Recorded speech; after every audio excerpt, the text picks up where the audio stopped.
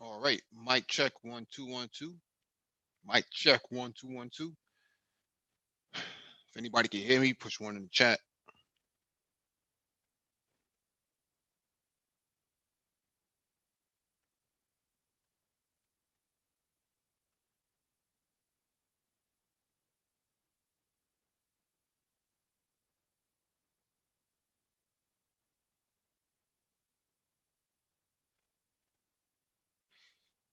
All right, I guess people can't hear me.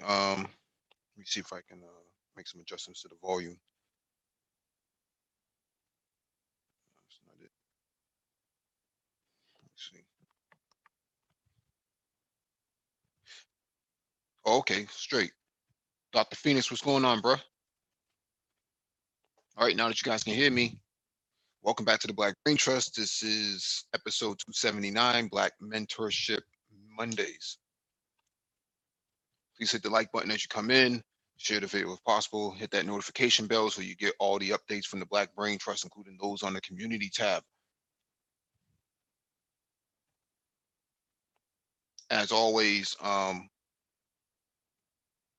I do offer IT mentorship, and all you gotta do is drop your email in the chat if you're trying to go from a regular job to get into IT, or you're trying to transition from one IT role to another, into another role.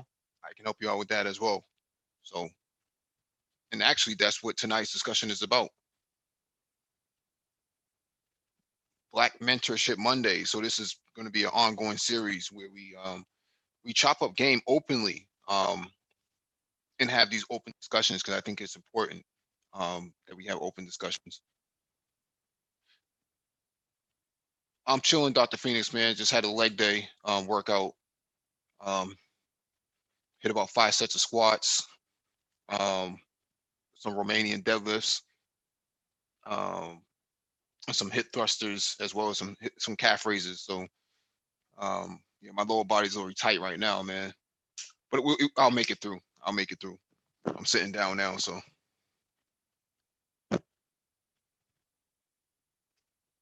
And if you want to join the panel, you know, we'll get you on in. If you, and when you do join, make sure you raise your hand so that you can be seen. Um, Sometimes I'm not looking at the screen, and I won't be able to see you.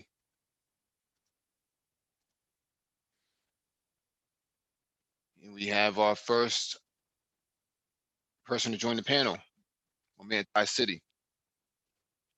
What's going on, fam? Okay, I'm here. Hello?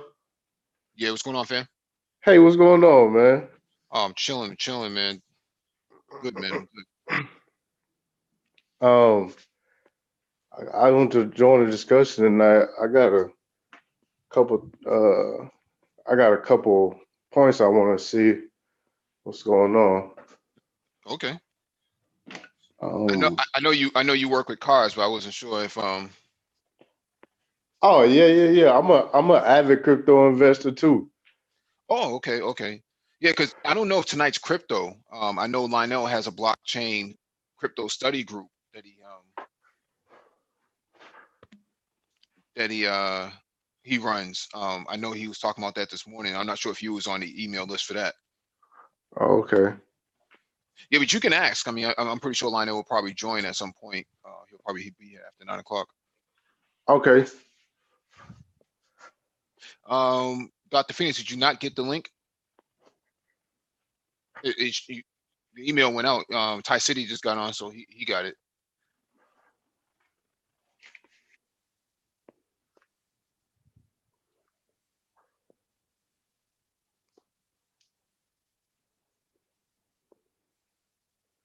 Hmm. Yeah. Let me set it off because we've been live for a couple minutes now. Mentorship is important for Black people because you need to talk to people who look like you to really get a better understanding of what the trajectory is in the previous experiences for a set individual in certain types of environments. So what's happening here is in IT, I'm an IT person by trade. I'm in cybersecurity um, currently. And what's happening here is that some Black men are not receiving enough attention to their careers and their ambitions. And so, part of the Black Brain Trust's initiative is to actually do outreach. So we'll do some outreach a couple of times a month and touch base with people, see how they're doing, and where they're trying to go. And if we can help you out, man, we'll definitely do so.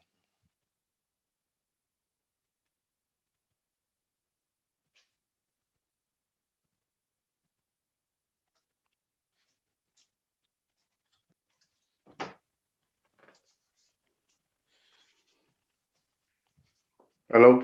Yeah. What's going on? Yeah, man. Also to add to that, I feel like because me, I'm a diesel technician during the day. Okay. Certified? Um, so I it was important for me to get mentorship also. Hmm. Um, it was a point where I didn't know what I was going to do. You know, Hmm. I was uh, I was mechanically inclined, but I didn't even know where to start. You understand? Hmm. And when I, when I start getting into it, it was an older guy who took me under his wing. You know, showed me what tools I needed and everything. Hmm. And that happened around 2000 and around 2003, 2004, and they set me on my way. I've been doing good ever since. Hmm. You didn't go to a trade school or anything? You know what? I did go to a trade school. I went to Biotech up in Pennsylvania, Okay. and when I went through Biotech, um, I actually had to get a recommendation for me to go. Okay. And yeah, what you saying is true, about having mentorship because I I had nobody was around me at that time. Hmm. My mom, single parent, single mom, you know what I'm saying? It Hmm. was pretty much you 18, it's time for you to go. I was It was confusion for me. And Yeah. yeah, they took me under their wing and started showing me the ropes. I started making my own money. It gave me like a sense of pride, you know what I'm saying? Hmm. And I took it from that level to the next level to the next level. Bossed up. And yeah, Yeah, and see, that's a part of the issue, right? Just you're 18 now, so get out. No real strategy. No one's really talking to you. Um, no sort of guidance. No sort of uh, empathy for a Black male in a society where doors are constantly being closed in his face. Is you get out because of your age, not because of your gumption or anything or your tenacity. It's always based on your age. Whereas for other groups, they make sure that they constantly have a path that allows them to navigate through a society of privilege. yeah. And also, to me, I took that route, but like I said, I didn't know nobody else around me that went anywhere outside of traditional colleges or things of that nature. I didn't have the highest grades in high school. Hmm. And, now looking back on it, Hmm. I always tell young Black men that I meet, I tell them not to go to these tech schools that are branded. You know what I'm saying? Because the community college will give you the same thing and you'll have more for less money. You know what I'm saying? I think Wild Tech ended up costing me 28,000 for 9 months. And with interest, it was crazy. Well, Well, let me say this, because those tech schools are expensive for a reason. If you live in a household that makes um that's at the rate of federal poverty, right? If below, it's either at or below, um you qualify for Pell Grants and other financial aid. So you would not have actually paid that kind of money if you were coming out of certain households. So that only applies to working class people, or people who exceed the federal poverty rate. So it's expensive, but then that's the kind of price that they can set, because then they can go to the federal government and get aid for it. That's just how they work the game for themselves. All tech, all trade schools and vocational schools are like that. I don't care where you go. But Yeah. but when I left and I started getting out in the field and I started asking what other people did, there's people telling me they was going to community college and they was paying something like 300 to 500 a course. And it all depends on where they're at too. Yeah. Yeah, so to me, it was more like, if somebody would have told me that, I wouldn't have went to Pennsylvania. I would have stayed right here in Texas. I would have went up to North Lake Community College, and I would have got a ASC certified, because they the tech schools, they have their own curriculum. Hmm. In the community colleges, they use ASC, and they use you get actual certifications out of there, because they don't have their own curriculum. It's all dependent on schools. So So correct. It yes, is. yeah, most tech schools actually comply with ASC. They will tell you up front, right? There's always some kind of logo on the outside or something like that that says that. Community colleges work closely with the certification standards and initiatives, because those organizations are trying to They're trying to feed into the 4-year universities. they're trying to get a foothold in these institutions as well. So that's why you see such a stark difference in between certain trade schools and some of these community colleges. But community colleges are going away. You probably won't see community colleges in 20 years. It'll be over and done with for those. Yeah, I would think many of those programs are either at the community college level. Those associate programs will get either phased out, or they will get consolidated and transformed into a baccalaureate program of some kind. But I mean, obviously with my background, I agree with the brother Ty City say. My first mentors were when I went into the military, and I was a fresh recruit, was in basic training, and it was about two brothers that took me under their belt. They were drill sergeants. One was a medic, the other brother was infantry, and they took me under my belt. Under their belt. They showed me everything, gave me the ins and outs of the army and stuff like that, and helped get me into shape at the same time. And I'll never forget when I got to my AIT in San Antonio. The brother, because one of the brothers that took me under his wing, he was also a medic as well, like I was, and he met myself, he met me and a couple other brothers that were in his platoon down in Fort Sam, and we all hung out, had some beers, stuff like that. That was very early when I tried to drink in my life. but I say that because and I think I've talked about this before, but mentorship is so important, and you should have, as black men, black males, you should have a mentor for everything. Mentor is not just one or two people. You should have multiple mentors across the board. I've been fortunate, and your mentor doesn't necessarily have to be just another black man. It can be a non-black, non-black man, can be a woman. I've had black women. I had non-black women be my mentors, and they given me game and stuff like that. I've had white guys when I was preceptors. By definition they were mentors, and gave me the game when I was because in the nursing world, You know, because again, my first degree is in. I went to school in Australia, so my first degree was in applied chemistry. My second degree was a BSN, and you do paid internships in the nursing world. They call them externships. Hmm. And the guy that I was training under, he was an older gentleman. It was funny because he was actually a Trump supporter, but he was real cool.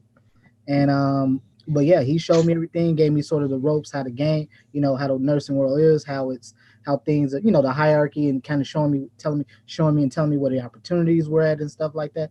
So again, mentorship is a huge part of how you move from point A to point B, and even as you progress through your career. There are mentors at every level. You never stop with the of needing a mentor at some point. So again, mentorship is such a huge component of, no matter what the industry is, it's a huge component of helping to facilitate your movement through that particular discipline or industry. Hmm. That nicely said. I think I think what happens for certain black people, man, they black men get left behind. Hold on a second. Oh, okay. Um, Foxfire, that's cool, man. I wish I can get you on the panel though. Another brother in nursing as well. So, um, I think what happens is that black men's ambitions um are not being, they're not resonating with the rest of society because certain people are constantly telling you or telling them that what you're doing is it's unrealistic or it's BS. When I first got into IT, man, I was gonna start my own company. I didn't have any I didn't have the willingness to go work for somebody because I had already saw how racism was working, even in something like Geek Squad, where I first tried to apply back in like '98 or something like that. And I was like, wow, like I can do it. I'm doing exactly what they're doing at home, and these guys are telling me I can't do it or I can't work for them. What? No, bullshit. So I said, let me go. Let me try to start my own jump off, and somebody actually gave me an opportunity to come do some project work with them, and that's how I kind of cut my teeth. And listening to them and having them listen to me and some of my ambitions, man, they said you got a lot of potential. So it's just a matter of opportunity. And I think black men get left out of these opportunities on a constant basis on purpose. So to try to sabotage their greater ambitions. And you should as a black man actually have, a clear vision of what it is that you're trying to do. Some guys are really good with their hands, and some guys are just really quick thinkers. Usually, when I mentor, I always ask up front, do you think better on your feet, or do you work better with your hands? Because that will determine ultimately where your path is going to be. Guys who usually work better with their hands almost always end up in the mechanical applications. Diesel mechanics, electricians, plumbers and gas fitters, IT technicians, field engineers, and stuff like that. They usually end up in those type of areas. But you can also make a lot of money in those type of areas as well. I know we talked about this before, but I've heard guys get hired for these cell phone tower jobs. These they will be considered communications engineers, but basically these guys go up on a cell phone tower and do repair work or any sort of upgrades to the 4G, 3G, and now 5G towers. Those jobs coming out of the gate are 80 grand a wop. Can't beat that. All you got to do is go to school, to a trade school or some kind of vocational school, get your basic electrician's certificate or um, some kind of ASC certificate. All of these sort of accredited hours actually work to your advantage because you have to have an understanding of AC, DC, and Ohm's law. You got to have that. You don't understand the basics of that, you're screwed. Yeah, again, I've talked about this in previous discussions, and folks got mad when I said this. But Mhm, again, when you have these these these formative years of a child's life, especially black males. mhm, Again, from birth to about 5 to 6 years of age, those are those are the most important years of any person's life. Period. Because what the foundation that gets laid in those years is generally what that person's going to carry throughout their life, for the most part. mhm, Now, people can change. Again, typically, I only see that happens when you have significant events within a person's life, things that are traumatic, for instance, mhm, that will elicit change. But in most circumstances for black males, and I can speak to this personally because mhm. when I remember I got my first job when I was 17, and my mother, I come from a single mother. She was asking for, hey, when you go pay the rent, and I'm sitting here looking like, what the hell? Yeah. Oh man. I'm sitting here like I'm sitting here looking like, I'm trying to, I'm trying to get to college, and I got to worry about all this stuff. And this is typically what happens with a lot of black children and black boys specifically, is that you're not even so much looked at as a child, as someone that's the carrier of your legacy. It is more or less you're just this commodity, and we're going to extract everything that we can possibly extract from you, and then we can't get no more out of you. Then either you'll become cannon fodder for the system, or you just go end up wayward. That's why you got so many. That's why you got so many. You go to many of these major cities, and like especially like where I'm at, and you got so many young black males that are homeless. Man, you know what? I can identify exactly what you're talking about, man. I also started working around that time. I was changing oils and doing tune-ups and stuff at a Ford dealership as an entry level tech. And you know, when my mama found out how much money I was making, you know what I'm saying? Instead of showing me how to invest and showing me how, you know what I'm saying, the next step and the next step, it was just like, can you help me with this, blah, blah, blah, this, that, and the third. And, you, me, having a single parent mom, you know what I'm saying? You always going to look out for mama. You don't understand. You feel where I'm coming from? Like, you don't, Here's what happens, brother. I get exactly what you're saying. Here's what happens. Oftentimes for black males, and this is why mentorship in this discussion is so important, is because for black males, if you come from a single mother household, that woman is typically going to raise you to be the replacement man in her life. Mhm. You're going to become that man that she can either never attract, can never keep, whatever the case may be. And so Yeah. what happens? This is, you look at the draft. Who do you have? Who do you see next to these young black men? You see their mamas. You don't hear nothing about the fathers. You don't hear nothing about anybody else, the coach or whoever else that might have put them in that position, might have mentored them. You see the mamas, and these guys over here kissing their mothers on the mouths. They're doing every damn thing. And this is how young black boys get indoctrinated into this culture where you're sacrificing yourself for everyone else. You're doing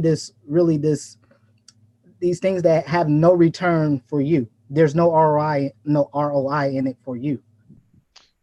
And Yeah. this is why, like I got a couple brothers that I'm working with now that are 18 years old, and both these brothers, I got them in contact with folks who are statisticians that help them do their AP courses and stats so they can pass they can get a good, they can get a good grade on, they can get a good number, because if you take AP courses, they give you something like between like a 1 and a 5, and typically Yep. most schools will accept an AP course as long as you got a 3 or above or something on that. And so I was helping them get some get the tutoring that they need so they can do well on these AP exams. So when and a couple of the brothers actually they're actually starting their undergrad now. They're actually going through orientation as we speak this week, I believe.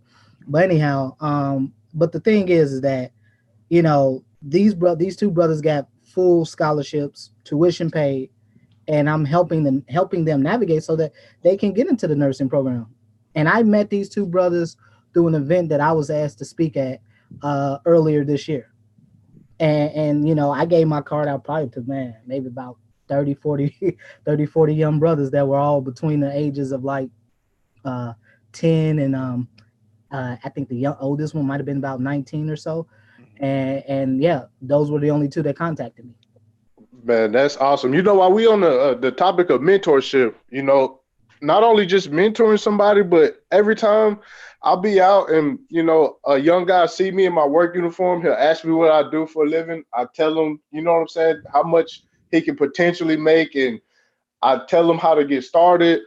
You know what I'm saying? I tell him to go to schools, just not even mentoring him, but you could just see it on their face that they're being set in the right direction, and it's like a relief for a lot of these guys. I think black men are looking for masculinity in proximity to the mentorship aspect. You want that male figure to actually help you out. And not no knock against women, but most of the time, like when I've gone to NISB and I've done mentorship for the PCI, pre-college initiative, working with the pre-K through 12, most of the little boys always want to come on my team and have me chaperone them. They always want to come on my team. They're always like, oh, so glad he picked us, or oh, so glad I got picked for his team. They want that. There's a lot of opportunity to have conversations with kids as young as 12 years old, man. You know, a conversation could actually change the trajectory of where this child may go. And you know, there's not enough of us to go around. No, Because I agree with that, brother. yeah, we're not producing enough black males to be in these sort of roles. Like you said, you know, mom is asking about where the rent is. You're not even old enough to buy alcohol yet. It's like, oh, wait a second, Yeah, let's have a different conversation. you know, and that's such an important thing. You know, for there. I see all the brothers in the chat, the brothers on the panel, and you all on the panel, and that's the thing. Like, you know, I personally sometimes I get invited out to health fairs. You know, I talked about this before. I got in. You know, I was doing some basic health screening services at a rescue mission in the city I'm in. And so I'm working, you know, so at that time I was working with some homeless population. Most of them were black males. And but you know, the two of the brothers I'm working with, I take them with me.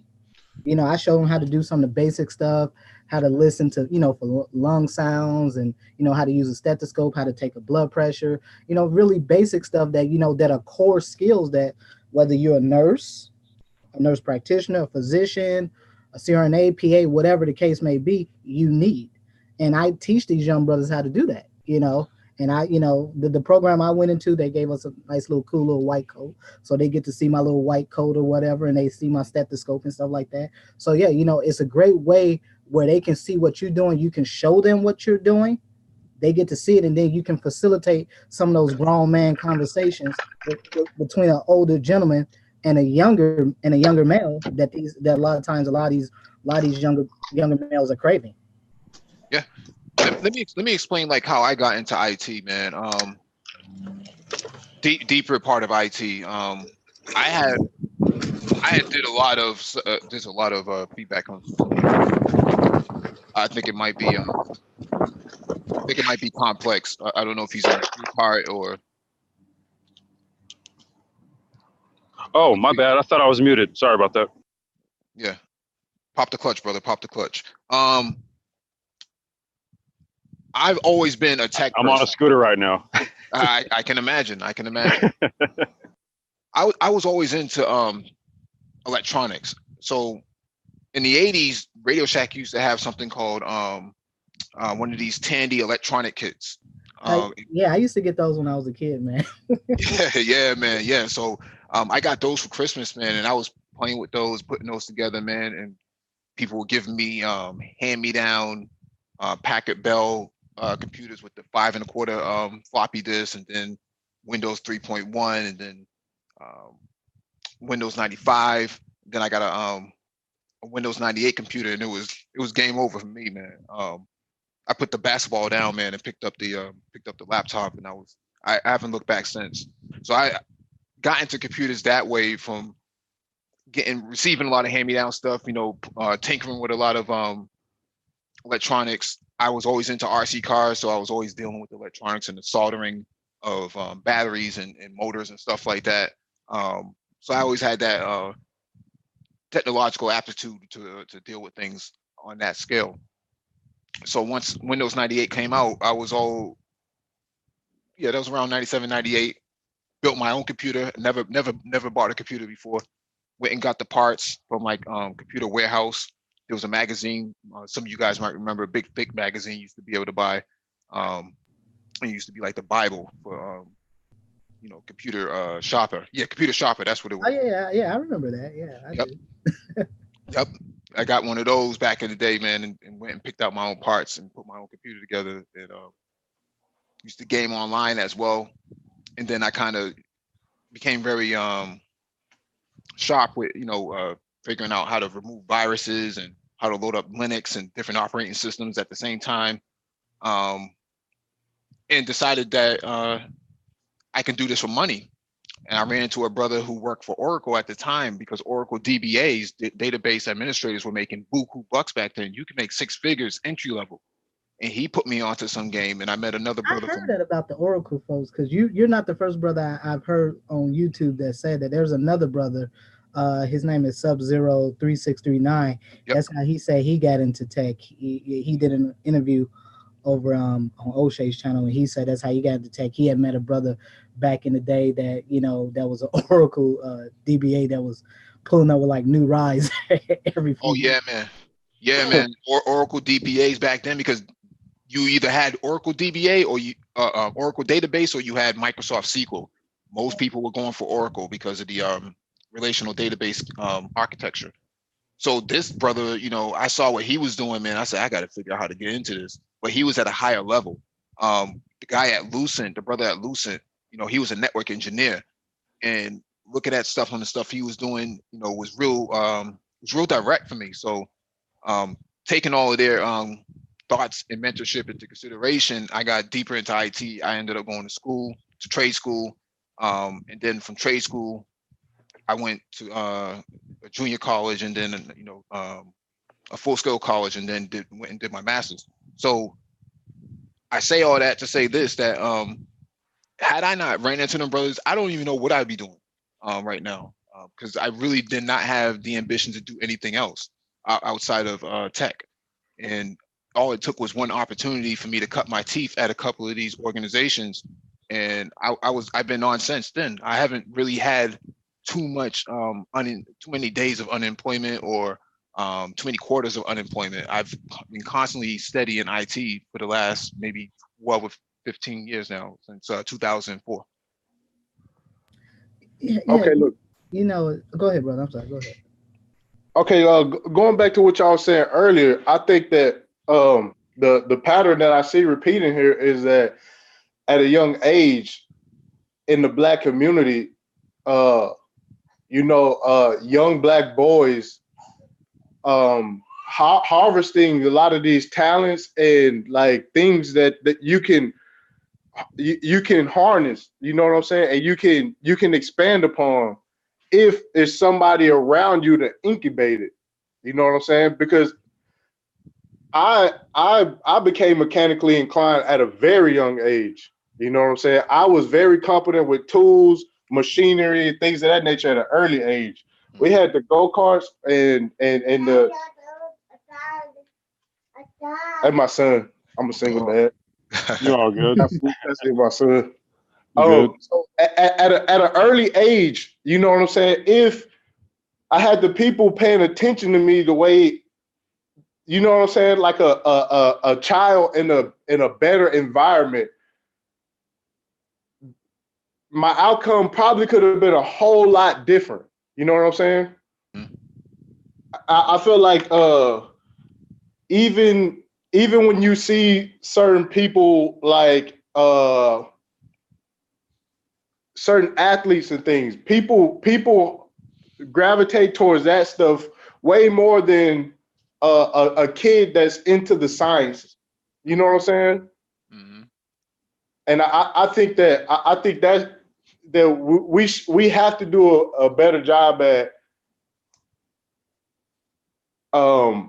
finding out where a child's Aptitude. talent or his you know what I'm saying, to shape his outcome and what he's naturally interested in.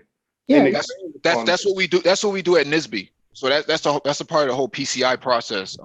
Is to kind of gauge their thoughts and encourage them to go into these sort of areas. So you do that from kindergarten all the way up to 12th grade and even into college. So that they get into college and they enroll into some of these engineering programs or some of these STEM-based programs. Is to keep their mind constantly on that track. So we've done a fairly good job of childhood retention or early childhood retention.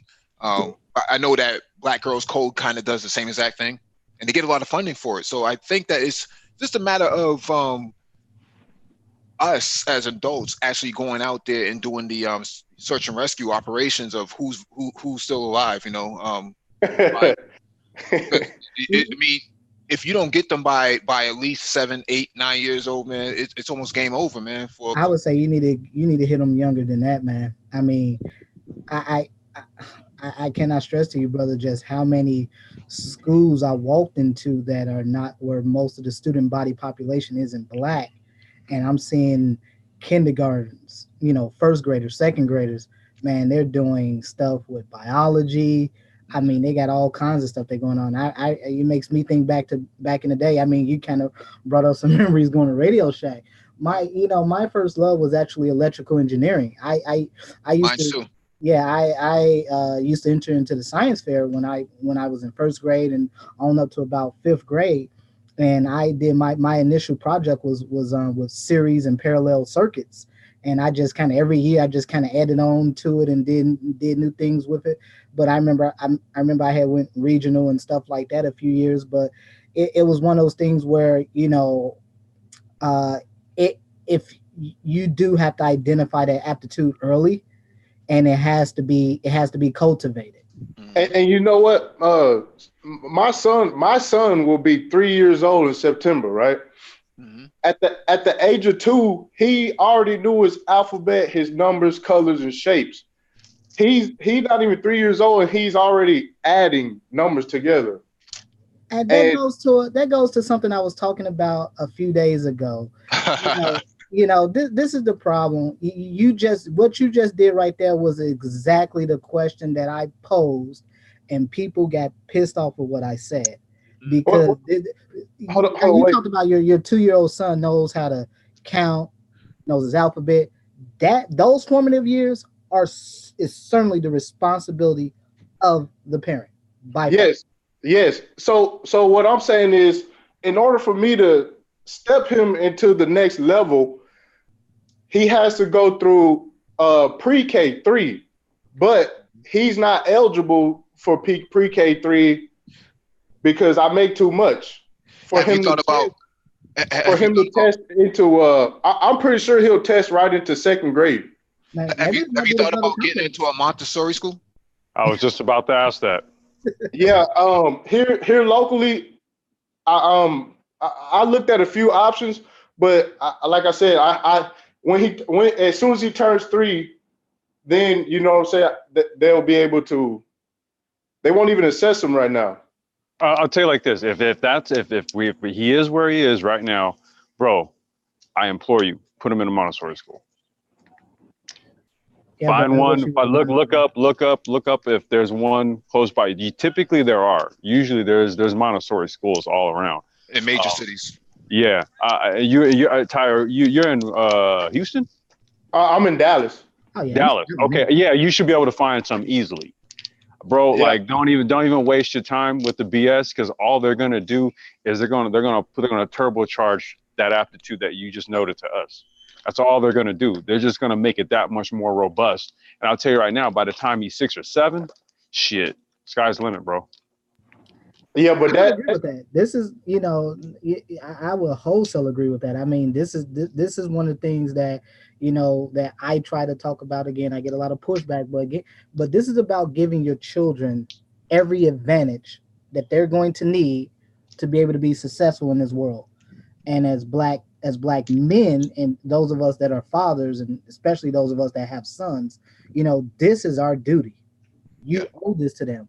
And I don't know for the life of me, why is it that people believe that you can have children and then think it is not your responsibility, it is not your fiduciary duty to give that child a better life than the one that you ever had? I mean, I don't get where this lack of selfishness comes from. That we think is okay for your child to struggle. It's okay when your child is 16, 17 years old and they can work, and you're saying, oh, well, it's time to pay the rent. Well, no, Dr. Phoenix. I mean, because I'm living my best life right now. I mean, and this is the problem, and we wonder why is it that black kids go off to college, they go to undergrad, and then they do so horribly. Yeah. Why most of them fell out within the first semester or year of entering undergrad. Mm-hmm. Because they're coming into an environment where they were not prepared to compete against everyone else's children. Mm-hmm. Well, absolutely. Go ahead, Super Triz, please jump in. I don't know if my voice is coming in good. I'm at the gym right now. I hear a lot of clinking, man. That's the chick next to him. Yeah, we up here working mind, body, and soul. But I think we have to look at things from the perspective that oftentimes the actual offspring is not something that was actually planned. It's more or less of a burden because it was unintentional. Mm-hmm. And it was more or less like, okay, now I'm reacting to my child being born, and it's more of a nuisance than anything. So of course people are not going to invest in their children's future because they don't perceive that child as an extension of themselves. Mm-hmm. As where somebody who's planned out their family think of their children, more as lineage and an extension of themselves, and kind of they're willing to forfeit, their life, and all of the actual things that you can enjoy as far as life is controlled, as some of the superficial and conspicuous consumption, they're willing to forego that, in lieu of their child having an actual future, mm-hmm. So Super Triz, when you get a chance, can you kind of give us a rough breakdown of how you got into where you're at right now? If you have the time. I know you're in between sets right now, but when you get a chance, chime in. I got a chance right now. So essentially, I got my start in the military. So initially, I went to go into the military as into computers in the Air Force. Well, actually, I wanted to be a pilot, but my vision is far too bad. Even with correction, there's no way I could be a pilot. So, I was interested in computers, and so, my father was like, yeah, you like to play video games, but that's not actually being into computers. You're more into science, and at the time, my father knew me better than I knew myself, and I kind of just like, yeah, that sounds good. So, I never looked back. I went into the actual what you would consider at the time, it was a 91 Charlie program. It was an LPN program in the military. So they essentially sent you to a military-based nursing school in which you can actually sit for your state boards upon completion. So, well, initially I went to the EMT school. Mm-hmm. And then after EMT school, I went to the nursing school, and then I sat for my boards, and I got my license in Texas, and I just transferred it to California. And I began working in California as an LPN. And then I got deployed a couple times after that. So I started school, stopped, got deployed, and then started school, stopped. And then finally, when I settled in Texas, after I came back from Germany, I kind of like started going back to school. And so initially, I went and got my associate's degree at a community college. Mm-hmm. And that's something that I want people to really think about. As men, we try to, look at things logically and look at return on investment. And when you look at associate level or 2-year college, junior college level degrees, nursing is one of those degrees where you can make 6 figures with a 2-year degree, easy. And I just want people to really think about that, the amount of time and effort you put into school versus the amount of money you make coming out of it. Because there's a lot of 4-year degrees that don't make what a 2-year degree nurse makes. Mm-hmm. So that's something to consider as well. And then the 2-year, you have a lot of versatility. Of course, I went back to school, I got my bachelor's, and you have a lot more versatility on the international level once you have a bachelor level degree or higher, because a lot of countries, they don't have an associate level equivalent for nursing. So that's something to consider. But as far as the United States is concerned, you can make a lot of money as an associate's degree nurse, and the actual amount of money you invest as far as your school is going to be relatively low because you're going at a community college level. So that's just something to really think about. You do have to have your grades up higher. Actuality, you have to have a higher GPA to get an associate's program than you have to get in a 4-year program. And that's because the associates are so competitive. There's so many people trying to get into the associate's program. So that's something to think about too. That you have to have a higher GPA to get into the associate's program than the bachelor's program. But even with the bachelor's program, halfway through, you're able to sit for your nursing boards and work as an actual I think either as an LPN or an RN with an associate. I know halfway through you can sit for one of your state boards when you're in the 4-year nursing program too. So, I think it's a CRN, right? CRN is if you're CRN is a master's or higher. That's the actual what you would consider an advanced practice nurse, a CRNI, which is a nurse. Well, I think you mean CRNA. CRNA is a certified registered nurse anesthetist, which is a master's program, and I think they have an actual a doctoral program as well. But that's an advanced practice nurse that has special privileges, and their actual. So like once you get past the master's, or once you get the master's level or higher, sometimes you could take an actual divergent path like CRNI and an actual nurse practitioner, which is you're no longer utilizing a nursing process. You're more using a medical process, a medical algorithm, and things like that. So it's a different scope of practice. Yeah, because Northeastern University here, which is down the street from me, they have a fast track program that's you get a master's degree in nursing in 5 years. Yeah, Well, 4.5 to 5 years. a lot of times those are for folks who already either one are have an associate's degree, or they already have a degree. They already have a degree in a previous discipline. Okay. Yeah, you usually have to have a degree like in some type of science, some type of science, like either in biology or something like that. And then sometimes you have people who are like maybe have a bachelor's degree and they're a respiratory therapist. I see that. I won't say often, but I've seen that, because in respiratory therapy, which is another professional healthcare, I guess, pathway that people don't really think about. There is like a plateau in respiratory therapy. So once you get to the master's level, you're really looking at kind of management. There is no like a clinical component at a master's level for respiratory therapy. So a lot of people still want to be hands-on, and so they look at transitioning into like advanced practice nursing from that point. Yeah, if I can add to what Super Tris is saying, I have a similar background to Super Tris. So I was a medic, was an EMT, all that other stuff. I actually did something a little different. After I left Germany, got out of the military, left Germany, actually ended up working as a military consultant in Hollywood for about a couple years, and then I did some political consulting afterwards during the 2008 election. And so anyhow, I did my first degree in Australia. So my first degree was in applied chemistry. So I went to a school in Queensland, Australia.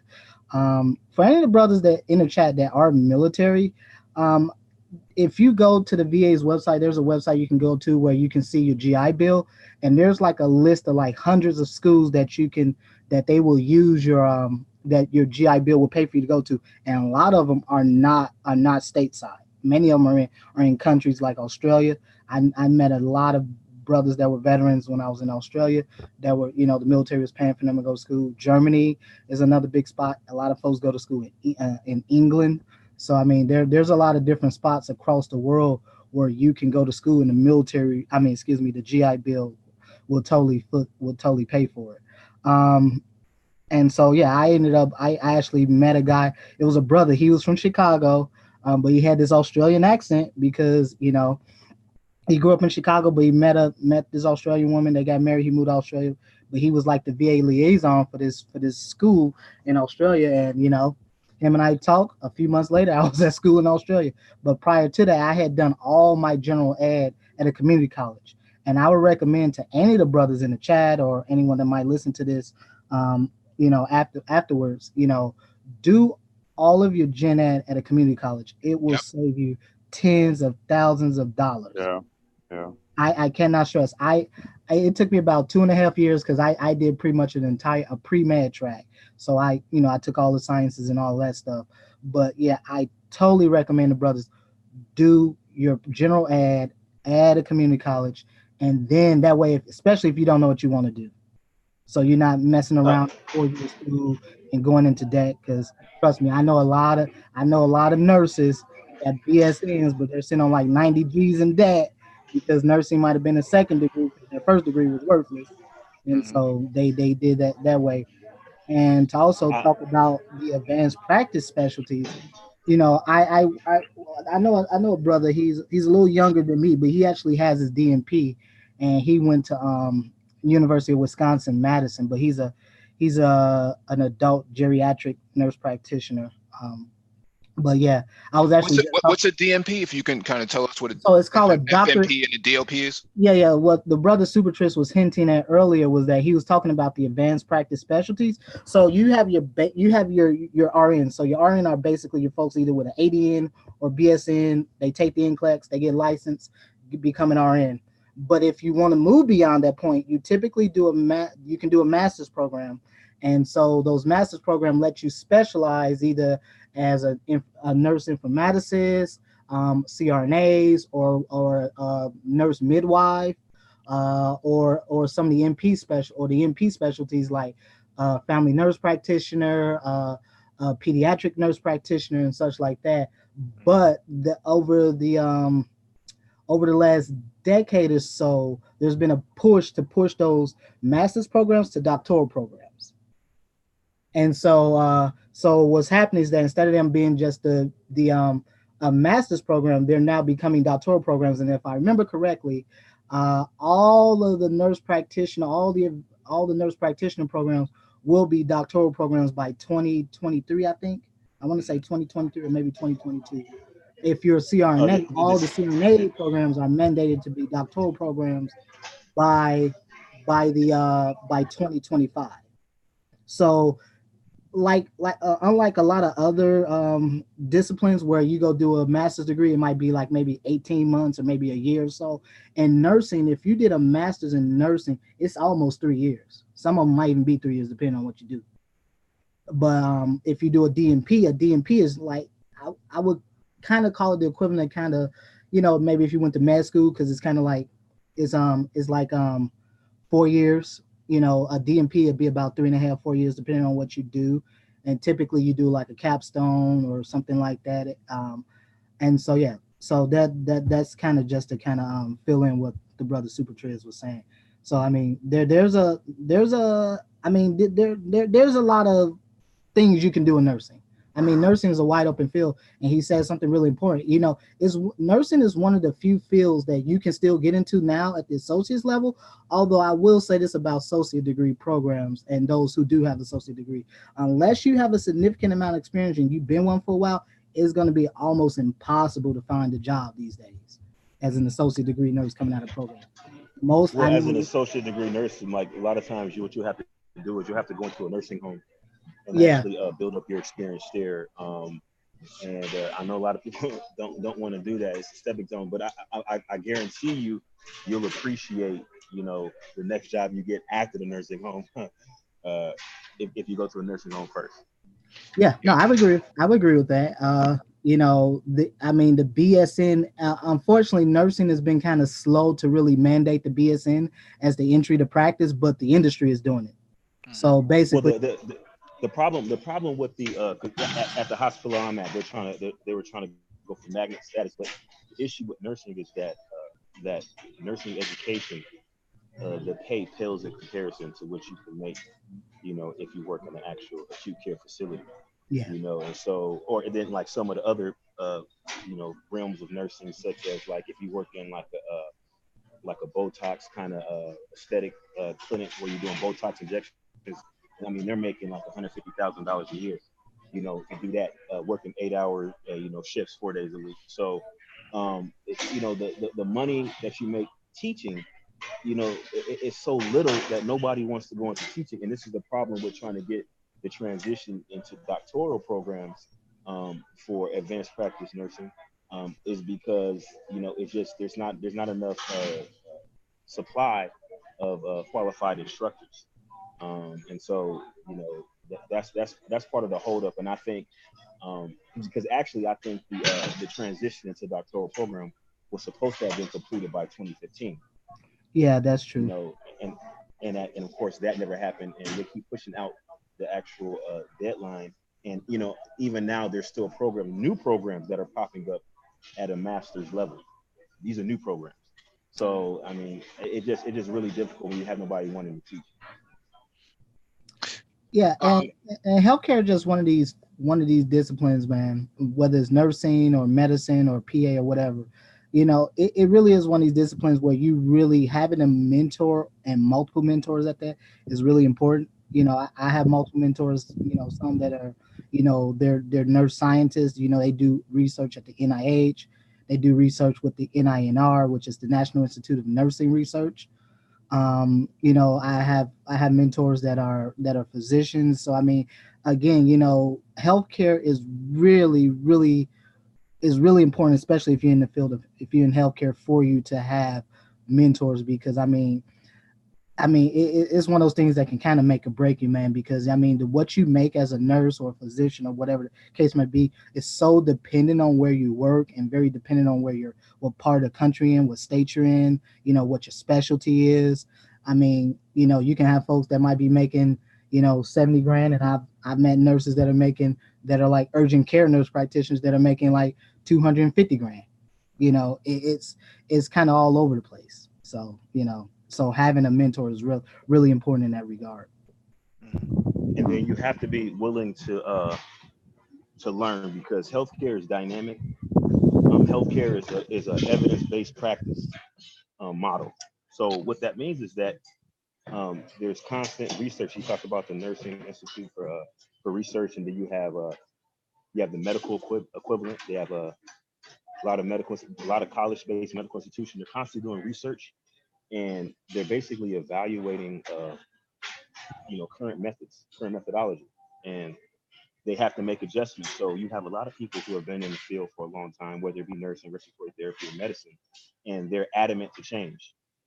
And you can't be like that in this particular realm, because there's always new information that comes out, and we find out new ways to do things. And that's what hinders a lot of people's growth, is because they don't want to change. They don't want to adopt uh, new methods of doing things, and that plays into politics, because you get under the radar if you're somebody that's difficult to work with, or when somebody tries to implement a new method, and you always put up a fuss about doing it.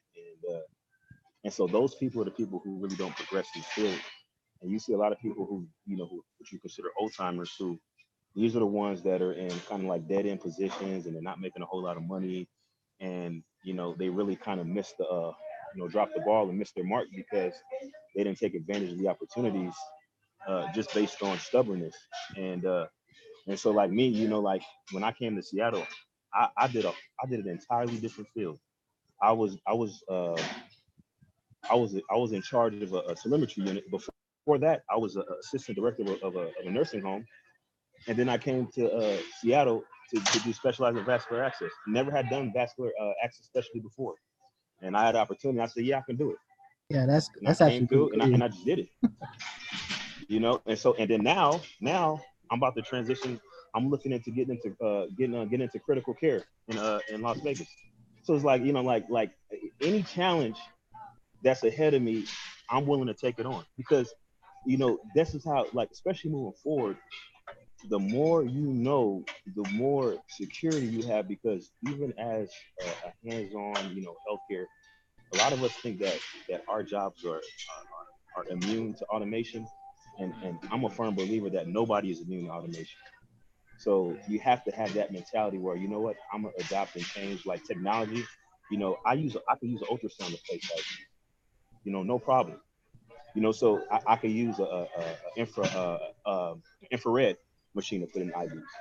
So like whatever technology that's available, I try to be the first to learn it, and I embrace it because that's how you have to be to actually succeed in this field. Yeah, I think one of the issues, and Dr. Phoenix has touched on this many times before on this panel, a lot of Black people are not prepared to go into STEM like they should be.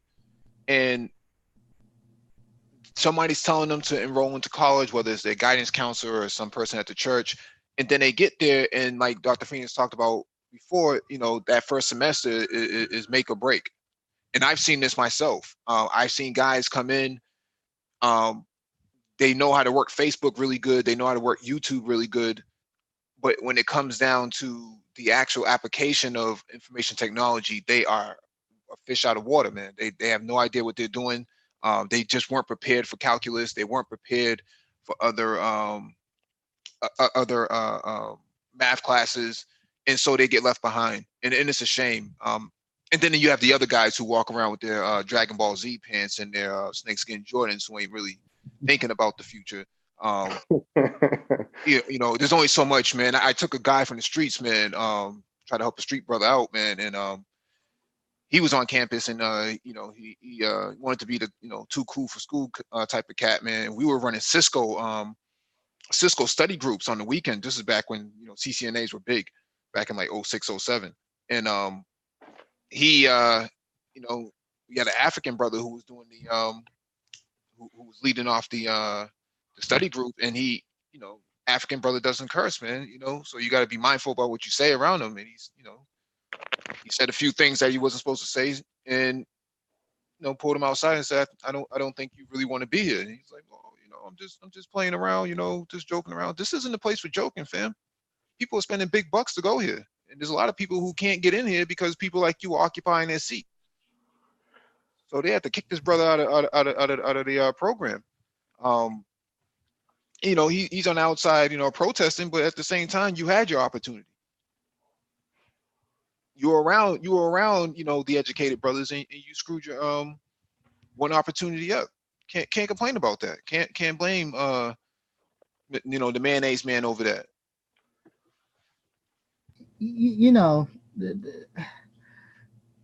So much of what happens, and I think a lot of people think that the time to develop interest in these programs is the moment at which you step into an undergraduate institution, and it really isn't. This goes back to what the brother Ty City was saying earlier. This is about putting that foundation in when you're young, because I can tell you, for my experience, the brother Super Trish was just talking about going into critical care. And, I started out in critical care. I got an internship in like my last year of my undergraduate, of my BSN program. And how did I get that internship was because my mentor invited me to a National Black Nurses Association meeting in my area, in my city. I went to the meeting. The president of the meeting, she has a friend who was I think she was the vice president of that chapter. She was also the chief nursing officer and the vice president of a hospital, of one of the hospitals in my city. And her son was in a direct entry master's program. And she like, oh yeah, and she came up to me after the meeting. She says, well, what do you want to, she said, you know what you want to do? I said, yeah, I want to do critical care. She said, okay, here's my card. Send me an email. We'll make something happen. Send her email later that day. She responded. The next day, a recruiter was calling me from that hospital and saying, okay, well, we just need this from you. Send us your transcripts. Have you taken pharmacology, all this stuff? Yep. Send us your transcripts. A couple weeks later, I was in orientation. Well, I take that back. It probably took about a good month to get all the paperwork and all that stuff done. So about a month later, I was in orientation, and I did like a 6-month critical care internship. So, this is one of these things where, to get to that point, it took a foundation. Granted, I already had it because, I went to community college and all that other stuff. But however, my goal and what I try to, and the two young brothers that I work with, is that helping them understand that, you're at the cusp of an industry where you know, very soon, a lot of Black folks are complaining about they're not getting into these BSN programs now. And I would say if you think they're complaining now, they're going to be complaining like hell in the coming years. Because, you know, and being able to be in the best position possible to take advantage of these of this situation and getting into these programs and doing well, because pharmacology kills a lot of nursing students just off back. You know, pharmacology destroys a lot of nursing students. But you know, the underlying foundation of that is biology, anatomy, physiology, microbiology. My program, they ask for genetics. So I mean, you know, these are core courses that these are core sciences, basic sciences. You really do need to have a pretty good level of understanding to be successful in these programs, especially if you're talking about moving to the advanced practice route. You know, you're talking about being CRNA. If you talk to folks that are CRNAs, they tell you that CRNA school is a beast. You know, the stuff you need to know, you know, they're not just about to just give you the ability to intubate people and do all kinds of stuff and have people hover close to death during surgery without thinking that you're not going to know, without thinking you just go do the bare minimum.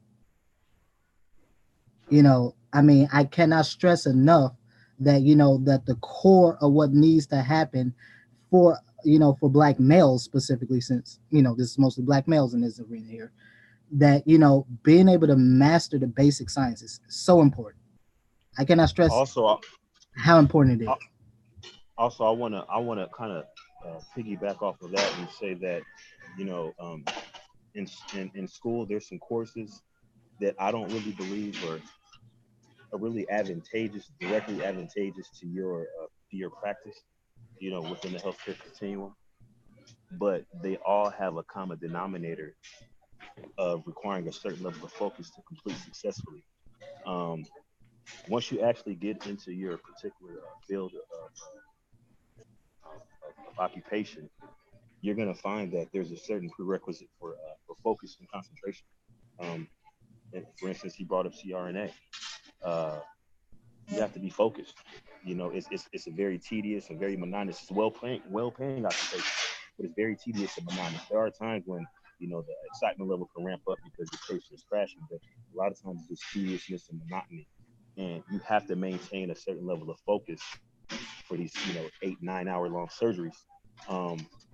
And so if you can't focus in school, you're definitely not going to be able to focus on your job, because, you know, unlike some of the other occupations where, you know, maybe like, say for instance, you're in some fields where that may be dangerous, but only your life is at stake. But when you're talking about healthcare, sometimes, you know, you get into other people's lives, and if you lose concentration, you lose focus, you're either distracted, you're going to run into problems. I've seen people who have, I mean, I'm sure Dr. Phoenix has seen, you know, people have died. People have literally killed other people because of just not paying attention. I mean, you know, it's interesting. The brother Supertree says that because critical care is one of these areas where you need a lot of focus, because it's basically just you. If you're night shift, it's just you. You know, it's just you and those 1 or 2 patients that you may have, and so you need to have a level of focus and a level of diligence to understand what's happening with your patients, to understand what's going to happen if you give them certain meds, if you titrate a certain medication, you know, whatever, if you're giving heparin, whatever the case may be. You know, these things require levels of focus and skill just to administer that you know, that for many people, if you weren't able to sit in class long enough and concentrate and get the job done in school, you're certainly not going to be able to do it out there in real practice. Yeah, I think that that level of oh, I'm muted. Okay, yeah, I think that level of expertise that you guys are talking about in that experience is actually very, very helpful. But I want to pull in complex design, man. How he cut his teeth into the STEM area. You know, did you have a mentor? You know, how did that work out for you?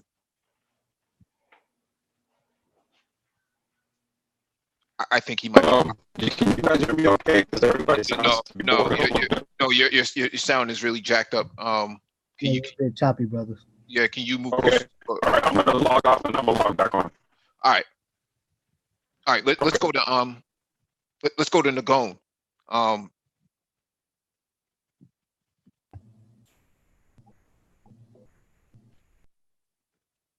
Nagone, can you hear us? Hello? Yeah, I got you. What's going on, bro? Hey man, how you guys doing, man? I'm just sitting here just thinking in this convo, man. You guys are kicking it. Yeah, man. Brother, what's going on? Well, what's going on, Dr. Phoenix?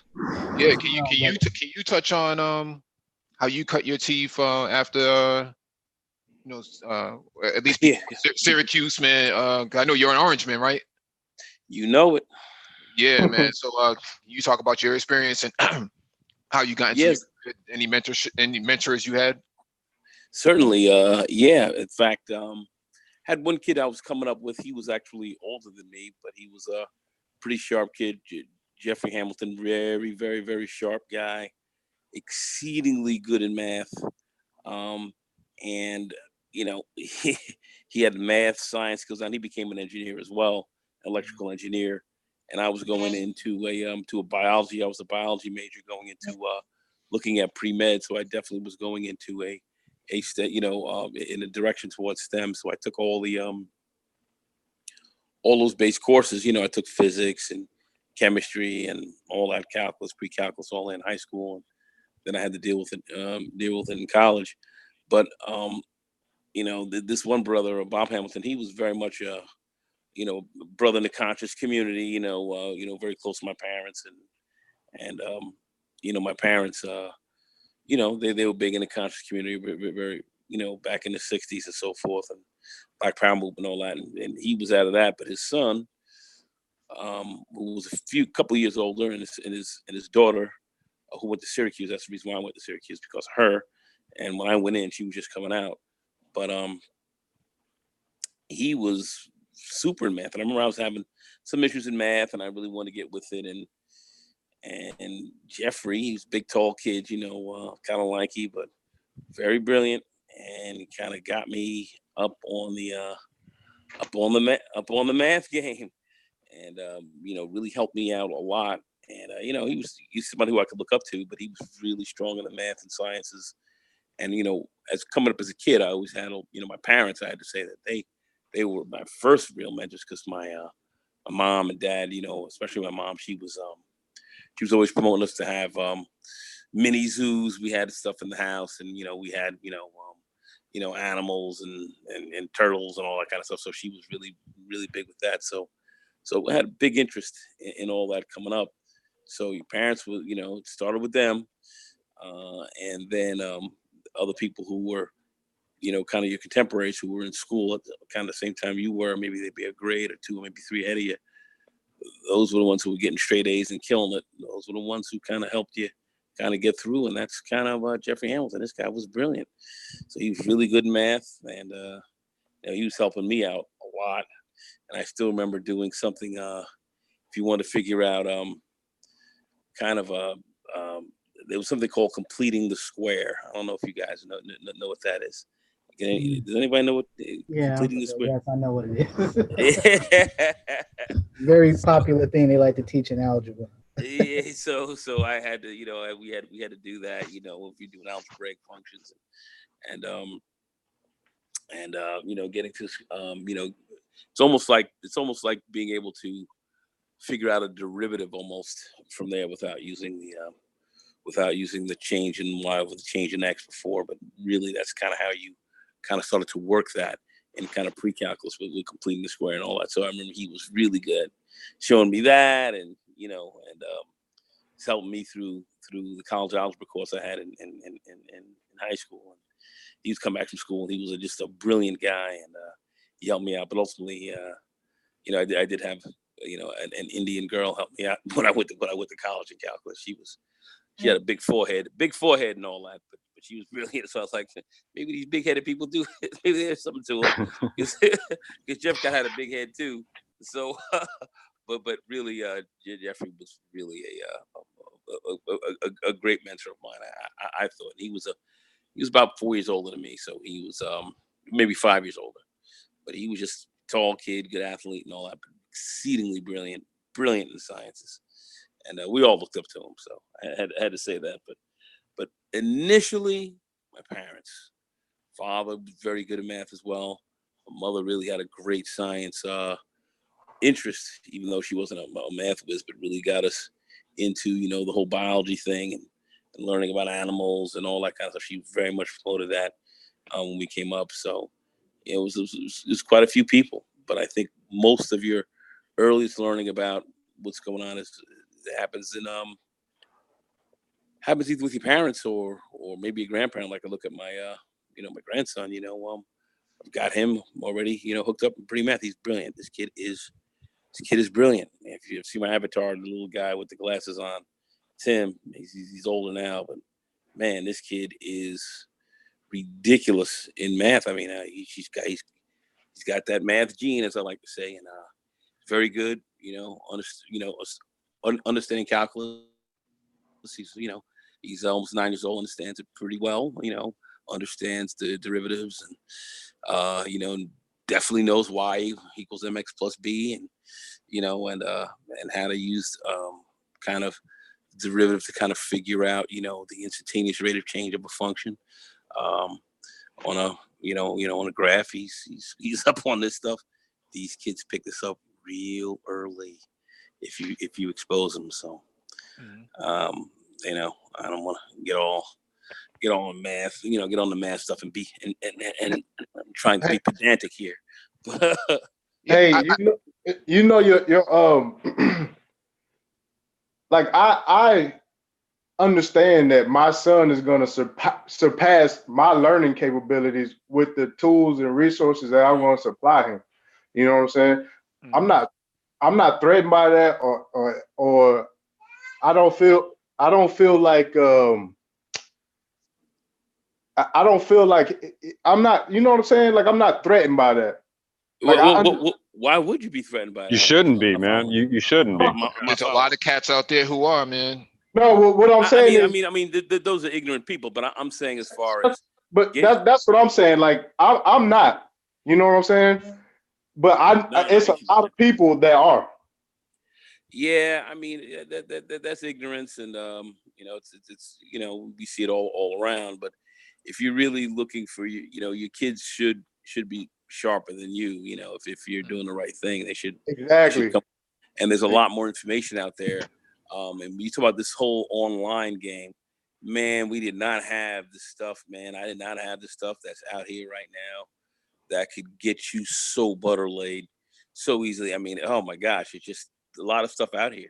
Once again, I mentioned this before. Of course, the Khan Academy. Love Sal Khan and that whole guy. Love the Khan Academy. Love it. He has an interesting story of how he created Khan Academy. He actually created out of the need to help, I believe it was his brother's daughter who was struggling in math and biology. It was a very interesting story he told when he was interviewed. That's what he did. And then he also said, that you should be able to get, a very good high school education and college education online on your own. If you have access to internet and a computer, you should be able to get a high level quality education without even having to really pay for it. Which gave way to EDX from Harvard and MIT. Mm-hmm. That is correct. And Sal Khan, has gotten that. He's gotten it right. You have other, and that's a very popular one, but you have other tutorial programs about their Chegs and all that. I've mentioned that before, which is very good. There's so much out here to really help you. And these kids who are getting very piss poor educations, well, I'm seeing now with Black families today, you have more Black, kids being homeschooled, damn near from the time that you had coming out of slavery, literally. And that's where we're finding some of our best students, because you have some parents who are very conscientious. So as much negative as we see in the Black community, there's some real shining bright lights in there as well. Oh yeah. Yeah, I definitely think so. But I think the brother Super Trace probably hit it right on the money. But I would argue that for most of these children out here that are ill prepared, I think most of them were just the mistakes. They were the ones that weren't aborted, but the parents really didn't want to do nothing with them. Well, yeah, because you have parents, who are not caring for them, who are not showing them anything. But see, still, that's where I think the educational system, since we created basically the public school system, whether you know that or not, many of us do, but we created it, and I believe that you can have an oasis in a desert that can capture these kids, because you can have a very good school that can capture a lot of these kids, and even though they weren't really wanted, they could be put in a school system that can actually work for them and really and really help them. I think, from a community perspective, and we have that of course has been deteriorated for different reasons, as many of us know. But I think, once again, when we really talk about getting the community together again, if you really want to talk about getting the community, you have to start at the educational level first. You really have to start there. That's where it is. That's why the Harlem Children's Zone, I continue to speak about that. I've tutored over there, and we've seen some amazing things happen with those people. And you have basically some unwanted kids who were very bright, who their parents at least put them there, had enough sense to put them there. Single moms, and we were hard on single moms, but some of these single moms, I've been hard on them. I ain't going front. I've been real hard on them, but some of them have gotten their kids on trains and driven them on over to these programs and sat them down in this institution, and these kids are knocking the cover off the ball. So we do see some of that. We don't speak on that, so I'm gonna give a shout out to some of them who are doing this. I've seen them myself. Some of them ratchet, colored, different hair, looking, some chicken and biscuit eating, looking like motherfuckers. But at the end of the day, they're bringing their kids in there, and their kids are doing calculus and physics and this kind of stuff, and it's a whole different game. So, I do believe in the oasis in the desert. I very much believe in that, and that has always been a hallmark of our community in so many ways, and we've lost that. We have to capture it. Let's bring Complex in, because he's back now. Okay, that sound okay? Yeah, dope. All right, cool. Man, that's an interesting question, Mike, because when I really think about it, like, I wouldn't say I had too many mentors, man, until like maybe recently, like when I had the shop, right? When like my boss, Danny, this Jewish man of Iranian nationality, he kind of took me under his wing. Like, I was kind of like the son that he didn't have, because a lot of the things that I was interested in would be the things that, he always wanted to like teach a son, right? If he had one, and he didn't. And, him being an older guy, he wanted somebody to pass a lot of this stuff on. And I just spoke to him for a few hours, man, just last weekend, I think it was, but just talking about some things that we could probably, just ideas on some projects and stuff that we could still do, that he's retired and stuff. But I would say, man, like, I was the dude who kind of took all the lumps, right? If I wanted to learn something, like, I didn't really have people there that kind of knew about what my interests were. Like, the things that I was interested in, like, either the people who were around me, like, really didn't like care, or they just didn't know. So I would just dig into the shit. I just learned it for myself largely. So, like, it wasn't like a real mentorship type of thing that I could really speak to. And so I would say maybe like 4 years ago, when I ended up over at the shop. And from that point, I would say that, as far as from a mechanical engineering standpoint, a lot of wait, hold on. I'm over at my daughter's cheerleading practice, so let me get this loud. Yeah. So things like welding, things like just fabricating things, understanding, different types of tools, different tricks of the trade, making tools, machining, all this type of stuff. Mm-hmm. I soaked it all up from him, over the course of the 3.5, 4 years that I was there. And I would say that was probably like my first true case of mentorship. Everything that I look at in terms of like the past and stuff, man, I really didn't have like mentors really like that. Like there were like I had teachers, like, okay, one teacher I could think of, Mr. Mascheck, right? 9th grade science. He was like this hippie stoner dude, you know, and it was kind of like the way he taught math or taught science.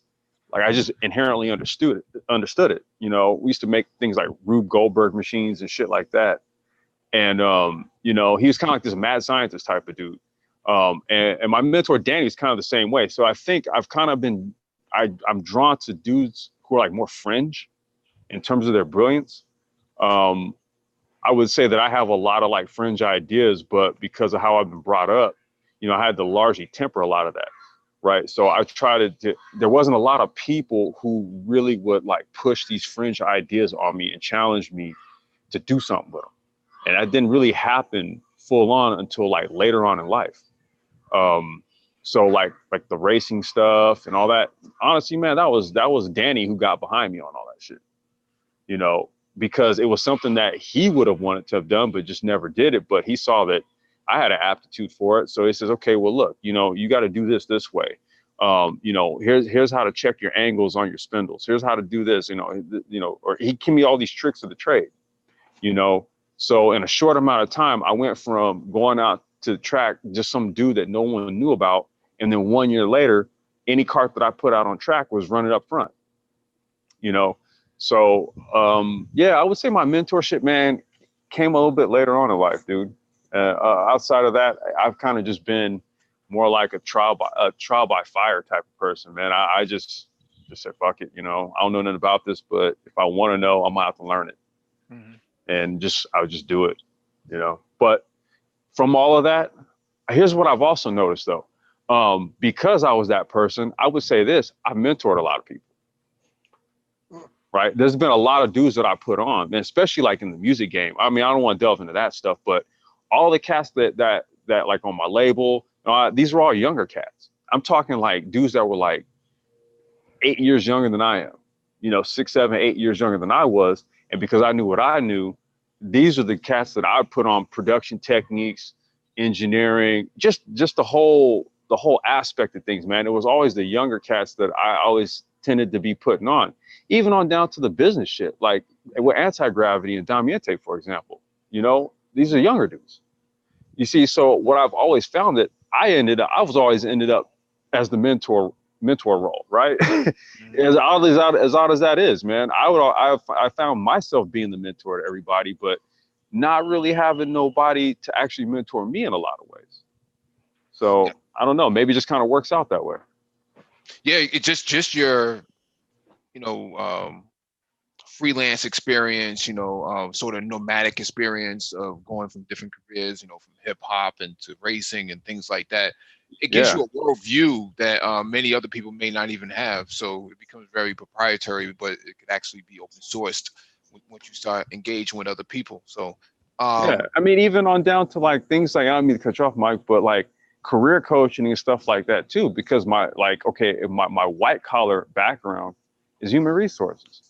You know, I was a recruiter and I was a recruiting manager. You know, I put together a whole recruiting department for a solar company and did all kind of shit, you know, so it just seemed like no matter what I would end up talking to with like a younger person, I seemed to always and that wasn't even on purpose, but just through conversation, they would be like, yo, well, you know what, man?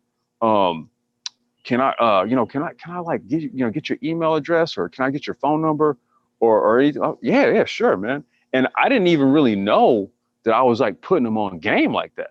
I'm just having a conversation, just telling them shit, but they're telling me like, dude, like no one ever told me this. No one ever like explained that shit the way that you explained it to me, man. Because now I get it. Now I understand some things. Like, oh, okay. Mm-hmm. You know, so it's kind of been that sort of scenario. Yeah, and I think poor public schooling, man, can really do a number on to a lot of cats out here. So in their way of learning, because the way they teach may not be applicable to their learning style. So just having that one-on-one conversation could actually, you know, start some, light up some light bulbs in someone's brain. I want to get Paul B in here because, you know, he's another well-versed and well-traveled brother. So, hey, what's going on, Paul? You got an all-star panel tonight, huh? Good Yeah, evening, gentlemen. we loaded up here, man. It's Lakers right here. Clippers. Well, maybe we Maybe some hair, some hair clippers. Oh yeah. Oh, you got jokes. Yeah. I got a million of them, Ulysses, a million of them. Yeah, he's here all night. He's here all night. I'm here all night. I'm here till Wednesday. Yeah. Well, what's your experience in mentorship and coming up in the game for you? Well, all right. Mentorship for me was very different because first off, so I had one American parent and I had one West Indian born and raised parent. So one parent taught me a certain set of skills and a certain mindset, and the West Indian parent taught me a completely different set of skills and a completely different mindset. So you're half So ADOS. I wouldn't even say that by that because definition, you're not ADOS. by that definition, I am not. I was about to especially say, given by that definition, you're disqualified. I am totally disqualified, especially given the fact that my father's grandmother was 100% Cherokee, so I don't even qualify. But anyway, I don't believe in that nonsense. So, so I was sent to what was then one of, if not the best school district in the entire nation, and one of the best schools. So I was sent to many different extracurricular activities and programs. So when my friends were watching Saturday morning cartoons, I was dissecting sea urchins and picking apart frogs and looking through telescopes. Or I was at David Letterman's studio, his executive producer explained to us how television works and how the media works. And then next season, we were learning philosophy and science and esotericism. So my first real mentor, I really did not get until I was in junior high school. No, sorry, high school. High school. So by then, here I am, black kid, half American, half West Indian, traveling back and forth to Europe, traveling back and forth to the Caribbean. Summers for me were half the Caribbean, half Europe. I'm watching Masterpiece Theater and Night at Lincoln Center, and I'm going to class, going to classical music and going to Europe and loving Doctor Who and British sci-fi and philosophy and things of that nature. So, and reading comics. So nothing about the typical American Black experience spoke to me. Absolutely nothing. So this one brother, and he was one of my friend's older brother, but there was like a 25 to 30-year age gap. So about 25 years. Anyway, he put me up on a lot of game. He put me up on a lot of personal game. He put me up on, and he showed me a lot about the world. He showed me a lot about people. He showed me about the law. He himself was a corporate lawyer. So he explained to me the law. He explained to me how the blue collar, I'm sorry, how the white collar worked, the white collar world worked. And what I remember, one of the things that he told me was, live for you. If you don't fit in any box, then don't fit in that box. Live life for you. If the collective doesn't work for you, then don't live in it, because at the end of the day, no one is walking in your shoes but you. So who understands you and what goes on in your head and your reality other than you? Wherever that takes you is where that takes you, but you have to be you above all else. So he was the one who really encouraged me to follow your passions wherever they are, wherever they may lie. And I was realizing that I really liked business and Wall Street and corporate America. So my next mentor for me was my poli sci teacher. And I hated poli sci at the beginning, but then when I understood what it was, it really appealed to me. and he was the one who recommended me for um, a AP microeconomics, which I excelled in. So then I went to college and I went to work on Wall Street, and I had that whole life. And over the years, at first, I liked it, I loved it. And even though I was successful and I was making money, sitting behind a desk was not my world. It was not my reality. So I fell out of love with it. So my uncle got me into my current profession, which I actually love, and I also excelled at. So one of his friends became another mentor, and I couldn't understand how a man who spent his life doing a blue collar job thought so far outside of the box and so out of the curve and could understand everything that I was saying. And he really helped me to expand my mind.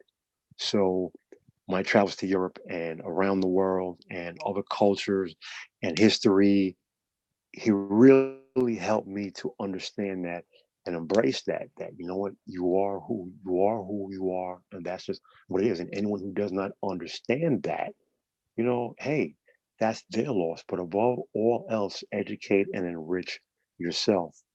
So, he was the one who really coalesced the idea for me that, listen, just because you're in the blue collar world, you have these white collar skills. Put Hmm. those to use. What do you like? What do you want to do? I said, well, they stopped making more real estate. So he said, well, make money doing that. You know, the rest is history. So I have my partners, I have the business is doing great. And you know what? I live my life for me and I do what I want to do. And of course, it helps that the business is very successful. But what I learned was the importance of having individuals along the way, because I did not have a lot of mentors, but I can definitely point to those three. And the importance of having people to point out, to let you see your potential based around you and who and what you are and your interests and your likes. You know, I cannot overstate the importance of that. And it's unfortunate that more people don't have that. So I know that, personally, I catch a lot of flack because my focus is, well, you know what, listen, the best and the brightest, and that's it. You know what, it is what it is. Maybe it's right, maybe it's wrong, but it's what's gotten me to where I am, and it's gotten me a lot of success. And I can never say enough for those three men as the mentors of my life. you know of course, also the lessons that both of my parents shared. So they were both helpful in their way for their outlooks. Hmm. In many ways, some were counter but some were beneficial.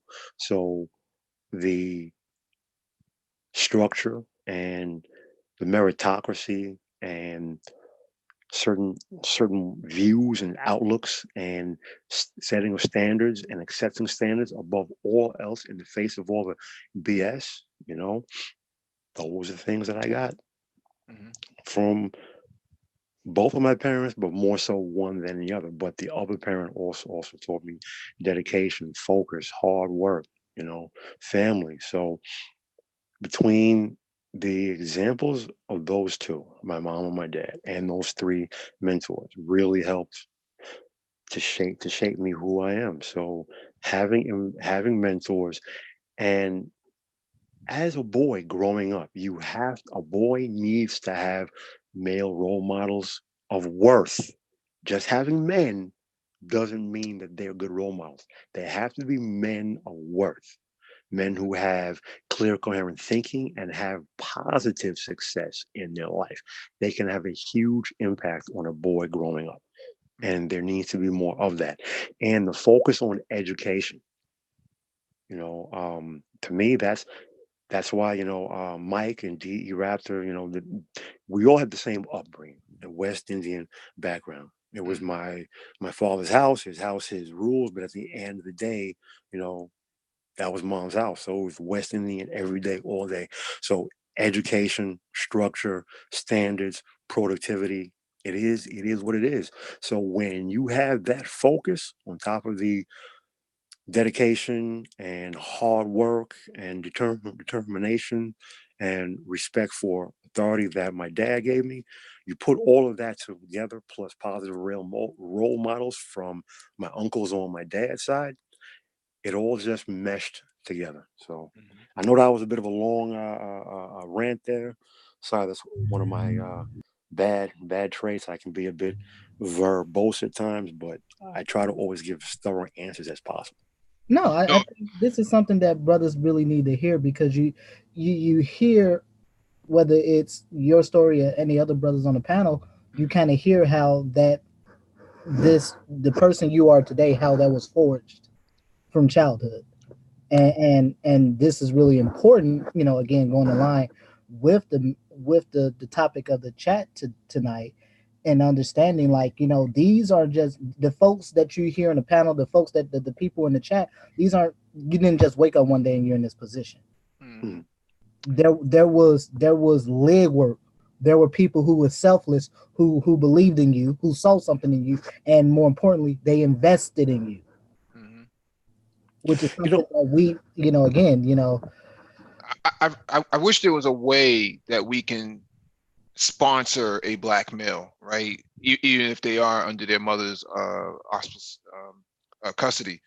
I wish there was a way that we can build an app that makes sure that the funding and goods and services that that child needs can actually go to another, come from a mentor, a black mentor. Mike, it's funny that you say that because one of my cousins, before my daughter was born, my cousin is she's my cousin, but I always looked at her as kind of a daughter because at that time I had no kids. So this particular cousin, she's 16 years younger than I am. So I always looked upon her as a daughter until my daughter came along. So I always tried to do everything that I could for her because I felt that her mom, my aunt, was in Brooklyn and she stayed there in Brooklyn, in the one of the many West Indian communities in Brooklyn. And, my upbringing, I was like, well, you have this, very poor, low class Brooklyn upbringing. And here I have this, upper middle class, Queens upbringing. And plus now I'm working and I have resources. So I try to keep her around me as much as possible. Bringing her out on weekends and, staying weeks during the summertime and trying to expose her to culture and upbringing, trying to basically mentor her as much as I possibly could. So unfortunately that didn't quite pan out the way that I would have liked to. So fast forward, my daughter, I sent her to 3 private schools. Like I said, I sent her to a Montessori school. I sent her to a private school, and then I ended up sending her to one of the Manhattan prep schools where she went to school with Trump kids and Rockefeller kids. So one of her friends, my daughter went to a public school for 1 year because the program that she was in, the extracurricular program at that time, you had to have 1 year in public school. So for that 1 year and only 1 year in public school, she had a friend, and that friend lived in a housing. It's not a project; it's a housing community, but it's only one step above projects. So I said, "Oh, okay. Let's have her spend as much time as possible around you, so she sees how, quote unquote, for lack of a better term, the other half lives. So to try to improve her life as possible. So I try to provide that environment. Since I didn't have a son, I had a daughter, so I try to do it for my daughter and her friends. So I understand, Mike, where you're coming from. So it's always been something that I've tried to do and have looked to try to find people who I can do it with. My thing for me was on a case by case basis. My outlook has never been blanket collective, just on a case by case basis, try to focus on the best and the brightest. So at least you already have the best possible chances for success, because there are diamonds in the rough, but they may not necessarily have the best opportunities. And I'll leave off with this. One of my daughter's friends, the school that she went to, he lived out in Brooklyn, and he had like 7 brothers and sisters, single mom, but somehow through all of that, here he is amongst these freaking geniuses. So that's rare, but that's something like that absolutely needs to be nurtured. And Mike, I agree wholeheartedly. I'm in lockstep with what you just said. Yeah, absolutely dope, man. We haven't heard from Lionel yet. Lionel, do you have? Are you available? Yeah, I was had to hop off, but Yeah. What's your experience going into the military? Did you have a mentor or anything like that? um, no. Short answer, no. Okay. I not being facetious or sarcastic or anything. Mm-hmm. Just honest to God truth. Um, the best thing I do is I look at other people and what they're doing, and I look at other people and what I want to be and what I want to do and what I want to be at, and I emulate what they do, but not 100%, to the T. I tailor it to what, me. But short answer, no. I never had no one. Grew up in Chicago, projects, Dearborn Homes, 29th and State, then lived in Inglewood, 64th and Sangamon, you know. Uh, went to the military. Mother said, you need to go to the military. I got fired from the city of Chicago. Then I went to the military. I knew when I went, I did go to school for a year. I flunked out, but got on academic probation. The next semester, I was told to, I hit the next semester to get off academic probation, didn't do it, ended up flunking out. Hit that from my mother. Yeah, I flunked out of school. No, I knew I want to pledge cause I hate went away to school. I knew I want to pledge. I remember first going to high school, I ranked number 26 out of 500 some odd people. I barely graduated high school. My mother said they just pushed me along by the time. So from freshman to senior, I went down that much. Got into the only school that accepted me. Went there, went away, flunked out, started working jobs between. So I was, since my birthday late in the year. By the time I went to college, I was 17. Working jobs between 18 and between 18 and 20, working, 2 jobs, working at UPS. I went to school for business, but I had no idea, no clue that, what kind of business, accounting, finance, had no clue of none of that. When people ask me what you study, I just said business. I had no clue. Go ahead. You play baseball too, right? I played baseball and I wrestled. I played baseball for 3 years. I wrestled for a year in high school. You in Um, AAA? nah, I had no direction. I was just, looking back on it, you think you know what you're doing, but without any direction, because without no direction from people that been there before or know what they're doing, you just going off what the common knowledge of the Black community. You understand what I'm saying? So Do you think you would have done better with a mentor? I would say, yeah, obviously, looking back on what I've done, obviously something would have been better. Just going through life, just thinking you know what you're doing, but you don't know because this is your first time doing stuff. You don't know the traps, things, anything. I worked at UPS. I worked at like a downtown Chicago at like it was a call center, but we were calling notable figures in the community. Work for, I also work for, what's this place called? Basically a call center, another separate call center. I worked like 2 jobs, for 2 years before I signed up for the military, went to the military. And nothing then.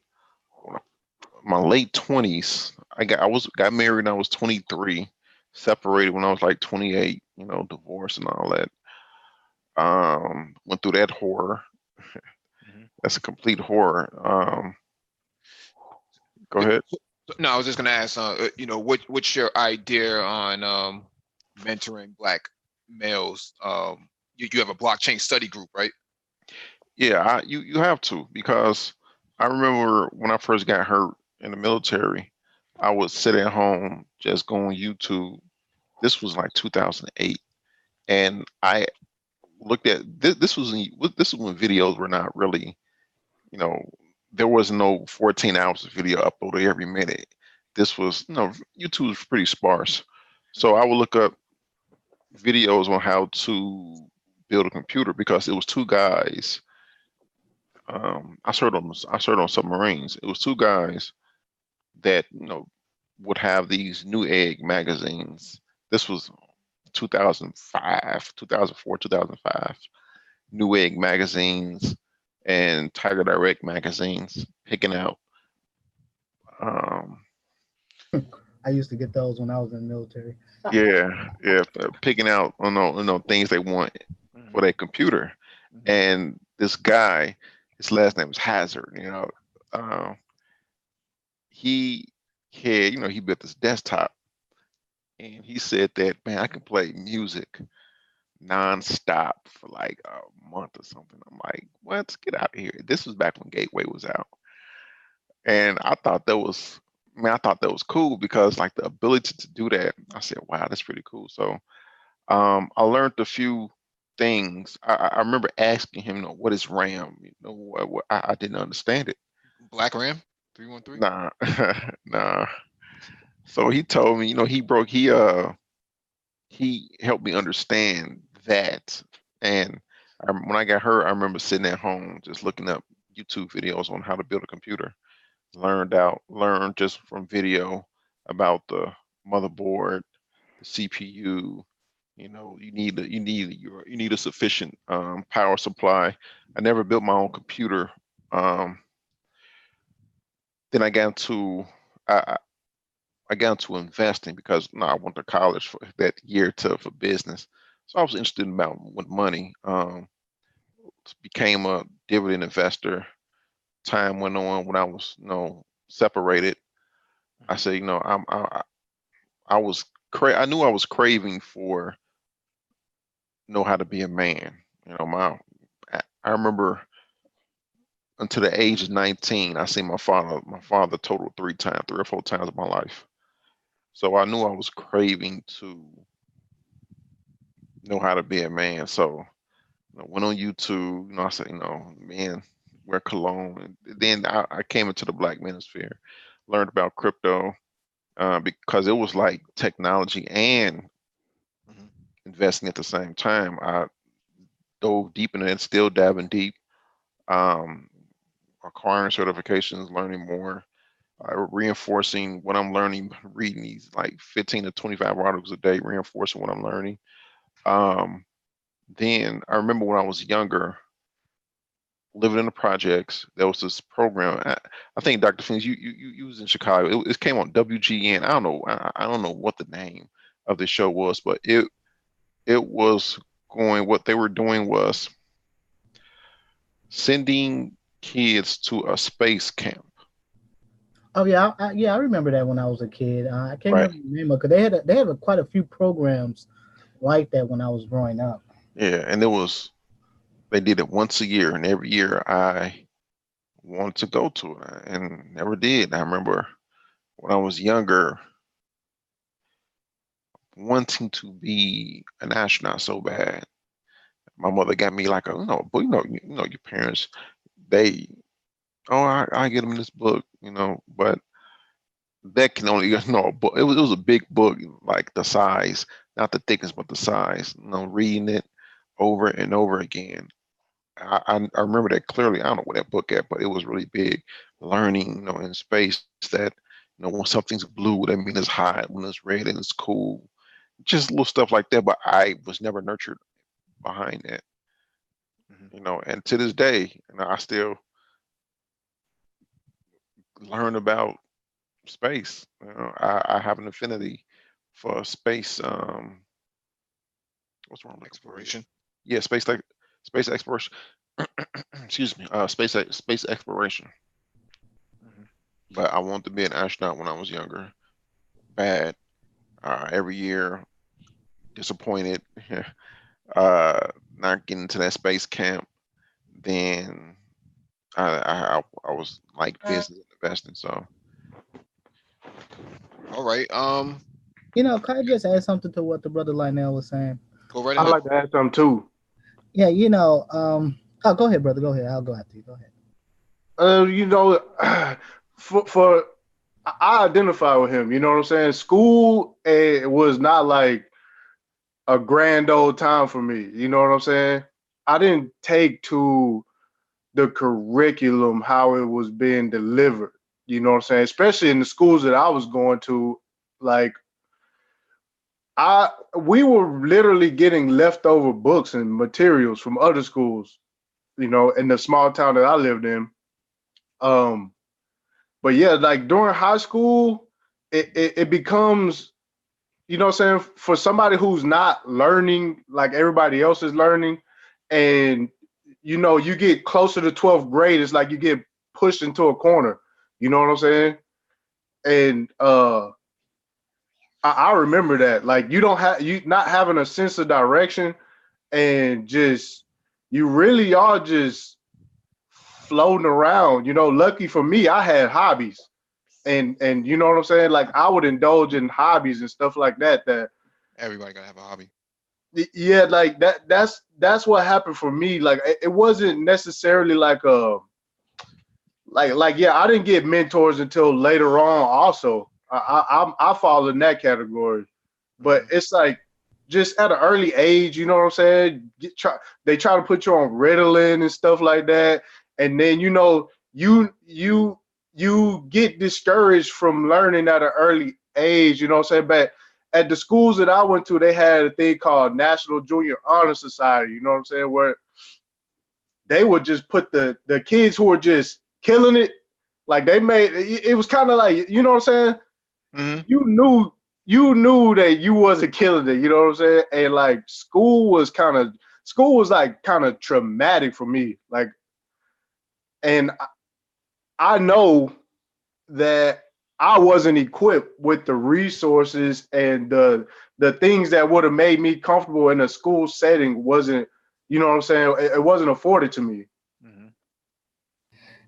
Yeah. There's no. Go right ahead, Dr. Phoenix, and then Paul Bryant jump in.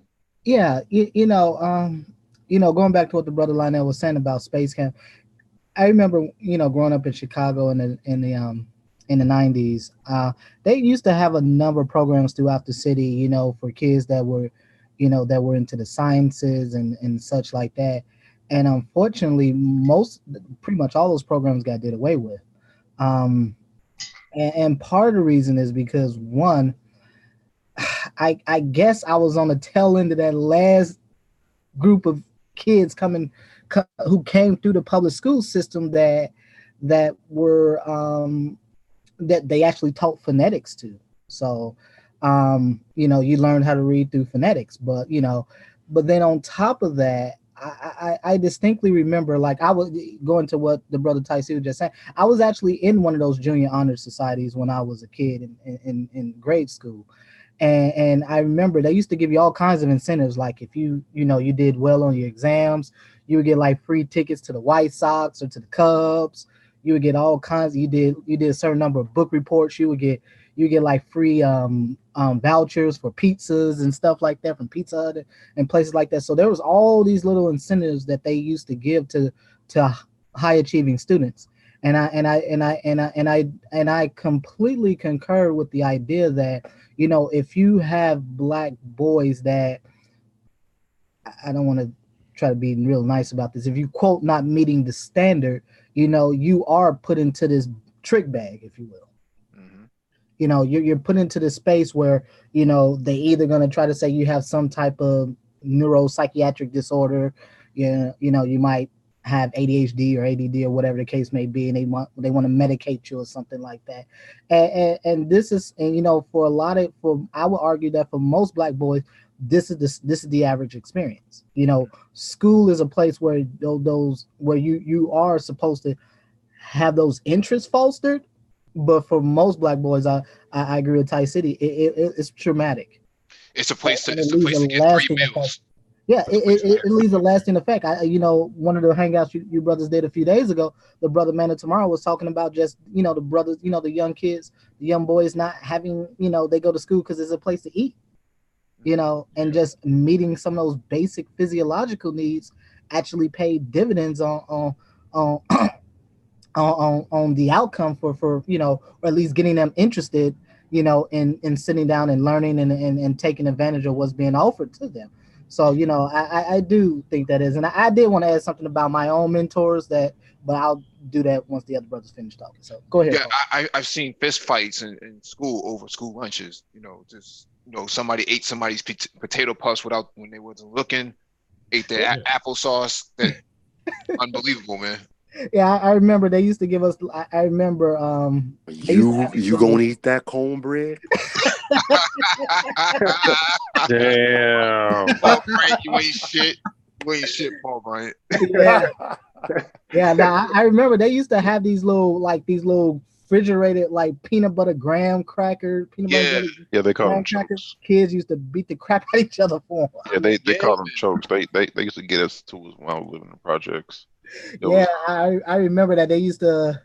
Yeah, I had some family members that grew up in Bronzeville, so they were on the low end, around 41st and Vincennes, right off of 40th and King Drive. Yeah, I know what the low end there. I grew up in the Dearborn. It's 29th and State. Oh yeah. You just about a mile over. So my mother, she knew some folks that live in there. I mean, you call them the ickies back in the day, all that crazy stuff. But yeah, I remember in the summer they used to actually have these little programs where they actually bring these box like lunches. I forget what they used to call them in the hood. They used to have a specific name they used to call chokes. Them. Yeah, chokes. Yeah, there you go, chokes. Because the sandwiches were dry as hell, and it was like some government cheese and some thick ass lunch meat or something like that. And sounds like an $8 Happy Meal. God damn. Yeah, but I'll never forget that, man, because you know, a Fanta soda, sticky honey buns, and a cup of ramen soup. But you know, the reason these things are, you know, the reason this is important to talk about is because simply that, you know, for most black males, you know, like I said, I lived I grew up in the Chattanooga Hills, so I grew up in a pretty middle class area. But for most of my family, they came from like the Robert Taylor home, Stateway Gardens, you know, stuff like that. You know, they were in the Ida B. Wells over there on 39th and King Drive, whatever. You know, so they come from those spots. They come from those housing projects, and again, when you live in those environments, you know, the trauma is not just in this going to school itself; it's your everyday lived experience. Yeah, and by you saying those projects, I think a lot of people compare those projects with what they are living in now, but it's no comparison. We're talking about high rise, 10, 12, 15-story buildings where at least about 5 to 10,000 people living in one building, and there's multiple buildings. You talk about the Ickies. I went to Daniel Hill Williams, where both the Ickies and the Dearborns went to school from. Getting out of school, you seeing guys, you know, just sitting, you know, you know they got guns on them. Yeah, I mean, and I'm in third and fourth grade. You know, first, second, fourth grade, things like that. And you know by this time, and I'm not saying this because it's something I heard. I actually know this. My grandmother is stayed in Dearborn. My father's mother stayed in Dearborn since the late 60s. You knew the guys had guns on them because you knew the other guys from the other projects was watching, you know, their kids come home. When I say their kids, I'm not talking about their biological kids, but the kids that live in the Iggy's. Them come home, and the other side they come home, and then within the same project, you have MCs on one side, BDs on the other side, and then the Ickies you got GDs or BDs. I don't know, but different sides of the same projects. And then you talk about Stateway. There was a school on 35th and State on Stateway. Sunshine or something like that. I forgot. I went there. Oh yeah. I know the school. I went there. I know the school. I know. Yeah, let's get Paul Bryan in because he was waiting. Yeah, I just wanted to I just wanted to speak on something that Ty City was saying. So my experience obviously was one of academic success, and my daughter as well, knock on wood, her experience was one of academic success. I definitely gave her more than what I was given to me. So what I'm saying is I did not understand or grasp the concept of teaching children in non-traditional methods. Um, in my mind, it meant advanced advanced education. So it wasn't until a woman who I was with and her son, and I was noticing the problems that he was having educationally, and I researched it. So I said, hey, look, listen, he needs some tutoring, or he needs Kumon. Maybe, the way that he is being taught, the traditional method is not geared or tailored to his method of learning. So I say all of that to say I know that, or at least from my perspective, there was some stigma around it and definitely some negative connotation and negative mindset. But having my eyes opened, it gave me the perspective that it's not negative and it's not something that should be stigmatized, that there are many children and in fact many people who need to have teaching and education geared to the way that they learn best, to give them the best opportunity to go forth in life. And that is something that needs to be looked at. I think the brother Complex talked about it with the Montessori schools. I think that's pretty much how the curriculum is structured. It's figuring out how each child learns best and structuring a curriculum around that. Is that what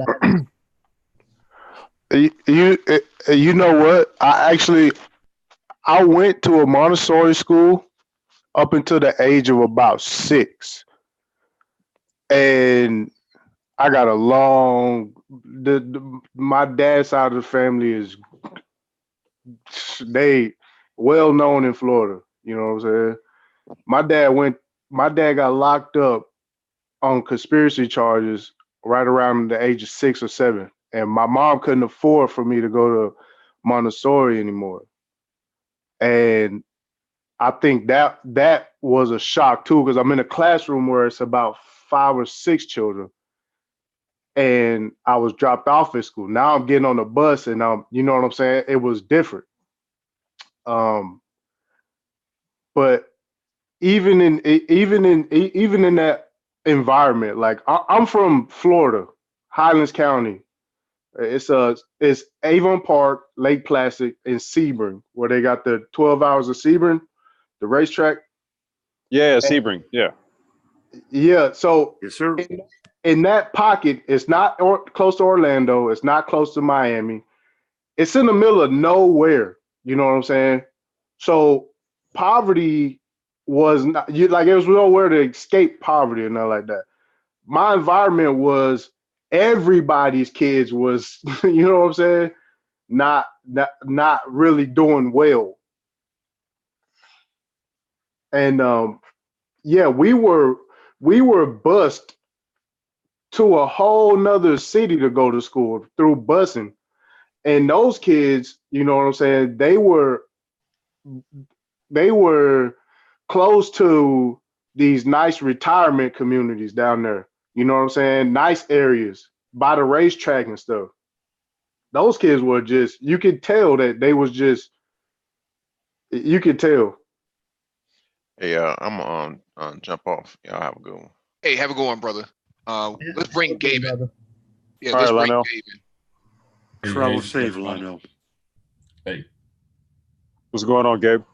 Hey, hey, Gabe. not too much, not too much. Yeah, I think you guys What's are going on on, brother? that. Hey, not too much. I think you guys on that Eastern time. So here it's only like 7:49 all the way here. So I was able to jump on. Oh, See- you on West Coast? Yeah, Yeah, Gabe, you on the West Coast? yeah. I'm up here in Portland, Oregon. Oh, okay. Yeah. But yeah, kind of even on the same subject as everybody's been talking about. I think mine is similar to the Lionel's, where I didn't have a mentor, or I guess in a I guess a formal capacity. But I didn't do horrible. I didn't do bad in school because I'm not saying that, like, no, you didn't have this, but I had such a thirst for learning. Like, right, I would be the kid in front of class, right, with my hand up, and all the other You were kids. thirst trapping in the front of the class, huh? Oh, absolutely, thirst trapping. Absolutely. So that was something that was like not really desired. So I grew up in Detroit. I went to all Detroit public schooling throughout all of from elementary all the way throughout high school. I went to Detroit public schools. And I mean, it just wasn't embraced. I mean, the fact people wanted to learn and asking questions. You ask too many questions, I'm sure you guys can attest to, in a public school, a Black public school setting, you're the nerd, you're the person. I mean, it even got even bad to the point where the teacher would be adverse to me asking questions. You are the quintessential educated one. I'm telling you, hey, call it what it is. I mean, shoot. The thing about it is that, and one thing that I found out is that was discouraged from the males, right? From asking questions, being involved in the classroom, doing your work. But the young ladies, the females in the class, they were always given the best opportunities. They were always given the most praise for their learning and their academic type of endeavors. And yeah, it was just a difficult situation. And I had a lot of many female teachers, and most of them were AKAs, like the Black Greek, the Black Greek sorority. And it was just, I don't know, man. I don't know what I always had issues with teachers. And that I was a lot of times counted out as it concerns opportunities in the classroom environment, but even outside, right? There would be programs and things happening. Only programs that I got invited to were the ones that my mom had found. And at the same time, like, just growing up in Detroit, there's not a lot of mentors, right? It's just not a lot of black brothers doing a whole bunch of positive stuff, at least around the environment that I grew up in. So I didn't have a mentor at all. Still don't, never really did. There were male figures who I was able to get information from and be able to use it and put it into my own toolbox to get to where I am today. So yeah, man, it's interesting. I remember, I think around third or fourth grade, I remember clear as day, I swear, I think the teachers passed me so they would have to deal with me the next year. Oh yeah. It's a shame that it happens, man. My advice to Black males in high school, man, to just drop out and get your GED if it's going to get to that point. It's funny that you say that, brother, because that's exactly what happened to me. I did the same thing. I got my GED in one day at the public library. I took all the tests in one day and got it in one day. Yeah, that's the only way they wouldn't let me go to tech school without it. I couldn't go to a trade school without it. Yeah, they give you points for getting your name right, so you can't go wrong.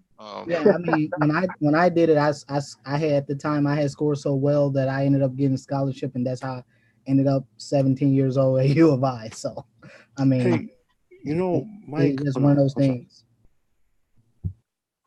You know, there was a consistent theme that I have noticed. So the better the academic standard of the school that the black child goes to, the better they tend to do academically and professionally in life. So I see, especially in my home city, the black schools in the black neighborhoods, they are the worst performing schools around the entire city. And this is the largest city in America. You know, so my friends and those like myself who went to, at the time, it was the best school district in the entire city, top 10 in the entire country. Consistently, the black youth who would go to the best academic schools, which were all in Caucasian neighborhoods, they did much better. So the point that I'm trying to make is, send your children to better schools. If you can afford it, send them to private schools. You know, that's what I did with my daughter. For those who do not have that capability, now they have those charter schools. For myself, I'm not a big fan per se. My thing is, I look at it as on a case by case basis. I need to hear the principal and the academic director's specific um, focus as far as their overall viewpoints towards education and what a children can be taught at a given age. But that's my biggest that's my biggest takeaway, and the fact that it starts at home. Even as bad as the schools are, it starts at home. So that is a mindset collectively that has to change. A greater focus on education, and it starts at home. You cannot just ship them off to the school and think that your work is done, because We had, yeah, we had that conversation over the weekend. Yeah, Mhm. yeah. Didn't go well. Didn't go well at all. Oh, Yeah. okay, all right. Didn't go Then well. you know what? I'm done. I pass the mic to somebody else. No, it's interesting that you bring that up because I think when we discussed this on that Montessori hangout, Mhm. the brothers in Haiti, the tech guys, who created this tablet that can actually allow you to do homeschooling for your kids. Mhm. So there's all types of methods that I think should be enabled and taken advantage of to kind of close this gap because like Ty City experience, Lionel's experience. I see there's some brothers in the chat who are kind of echoing the same experiences. This is very traumatic, man. You have no sort of um, masculine guidance um, in actual trajectory being presented and being helped along. Whereas other people, they're getting that sort of guidance all along. If you look at the documentary Nerds of Silicon Valley, and you Mhm. look at how everybody in the tech industry out there had some form of guidance and the amount of resources that was pumped into these garage startups. You, Exactly, you bro. would I never mean, see that. You would never see that in predominantly black neighborhoods because there's the resources that would be allocated for those black males is being pumped into Pookie coming out of jail because he needs a bail bond. He needs a bail bond, collect calls coming in, collect calls running up 20, 30, $40 for 5 commissary, minutes, commissary, putting money on the books and all that stuff. This Mike. You ridiculous know what? divestment from black male children. Just If you're in Mike, Chicago, Mike, they got listen, something my even my worse. my daughter I bought her a leap pad. So when she was home, she was doing that. I actually before I ever sent my daughter to school, she was, I want to say, two and a half. I sat her down. I taught her how to spell her name, how to write her name, her address, and her telephone number. So when she went to school, I bought her the leap pad. So she had that. She had another toy computer, and she would sit with that and play and learn. So she was supported. My mom was a teacher in the West Indies before she ever stepped foot on this country. So my daughter had flashcards, and she had a chalkboard. So she had at a home environment the same focus on education that I got from my mom. So that West Indian focus on education. So what I'm trying to say is it wasn't about simply sending my daughters to the best schools possible, which I did, but her home environment was all about education, and she had that support. And her godfather is a doctor, so she had also so she had a support network besides her mother, her father, and her grandmother for education and excellence. And again, that in highlights the very issue is that there was a foundation that you put into her, and there was a network that she was able to tap into. And for the vast majority of black males, black American males, that is just simply not present. You know, Mike was just talking about, just leaving the school system, getting a GED. That's what happened to me. You know, I mean, I left. I got my GED like a couple weeks later. That coming fall, I was a freshman at U of I, and and I had a couple scholarships. Nothing major, but it was something. Mm-hmm. And so, what's really important here is for brothers to understand that it's it's not necessarily about how you start. It really is about how you finish. And so everything that you do in between that, so you take your experiences, you take everything that was traumatic to you. And as black men, we need to get comfortable with accepting the idea that you're going to do a lot of this by yourself. If you're a black man and you consider yourself a thinking black man, and you consider yourself an independent minded black man, there you go. You're going to be by yourself. Now you're starting to sound like me. You better be careful before you get all the hate that I get. You know what? Let me just. I'll say this much. I talked about me being a Ronald E. McNair scholar, and the funny way I found out about the program. One of my classmates, she's not ADOS. She's a black. She was from Gambia. I saw her project on HIV/AIDS in the black gay male population. I'm like, oh well, this is pretty cool. And she told me about it. And so the brother she worked with, I knew him because I took one of his healthcare finance classes when I first got to my school. But anyhow, he was her mentor. Now this brother was from Liberia. I nicknamed him Mufasa because he had this very distinct, deep voice like James Earl Jones. But anyhow, this brother went to U of I, had a PhD from U of I, had an MPH, was a nurse, everything. And he worked with my actual mentor. So it was actually the two of them that sponsored me, that wrote my letters or recommendation to get into the McNair program. So my mentor, she's ADOS, she's from the South, PhD, whatever, sits on the board of American Cancer Society, all this other stuff. But the point is that, I've had people who have helped me along the way who continue to, unfortunately, the brother from Liberia, he passed away a couple years ago. But, he was one of the principal guys that, that helped to mentor me as a McNair scholar. Taught me him along with her, both taught me the research process and design and all this stuff.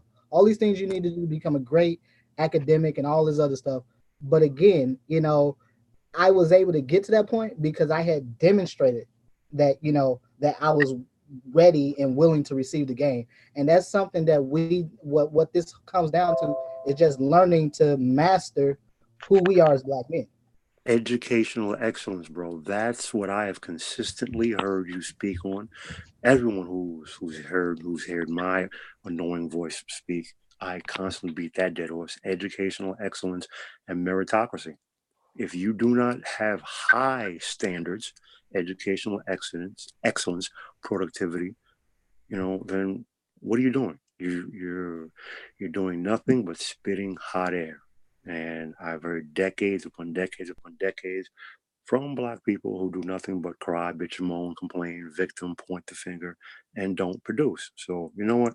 Meritocracy, educational excellence, and produce. I'll And I'll actually stop raise. there because Uh-huh. I feel the hate coming. So I'm just gonna I'll stop. actually raise you one more, brother. I'll actually raise you one more. One of the newest mentors that I picked up about a year ago met him at a research conference at Ohio State. Hmm. He's a Black man. He's from the Virgin Islands. But this particular brother is the first Black man in the history of nursing to get an MSN and to get a PhD. Hmm. And in fact, he is the current dean of a nursing school at a Big Ten university. And he's from where? He's from the Virgin Islands. Okay, which is not what? His parents were like missionaries or something like that. But he's a brother. But his parents was they're in church. I think he actually came over to the States when he was young. But his parents were from the I'm pretty sure it was the Virgin Islands. But is it the U.S. Virgin Islands or the British? I want to say it might be the British Virgin Islands. Well, he's not ADOS, so yeah. But that was my whole point, was because so much of the conversations that we've heard over the last few days were about there's this ADOS versus everyone else debate, and I'm telling you that if you're going to navigate throughout this world, if you're going to navigate through these industries, that you're going to run into Black people that don't share your background, Black people that come from completely different parts of the world. And it's been my experience, and again, I don't want to totally personalize this to my experience, but it has been my experience, and some of the best mentors I've had, and some of the ones that I picked up recently, have been brothers that I've met, and they completely put me up on game. I mean, these were brothers that were, if I didn't go down to medical school, these were brothers that were offering me doctoral programs that I could have wrote out. They basically say, here's what it is. We're offering you this. You create the plan. You create the program you want. This was the kind of options I had, and these were brothers who plugged me into the game, and they weren't ADOS. And I don't want to make this an ADOS debate, but this is about getting mentors, and it does not matter who your mentor is. If they have the game, you want the knowledge, you need the knowledge, you sit your ass down and learn. It's just that simple. And and there's an old saying that goes, when the student is ready, the teacher will appear. Simple. I want to raise you even one further.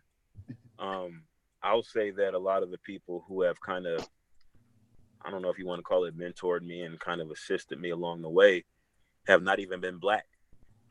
I would agree with that. Black, non-ADO is Black. They just haven't been Black at all.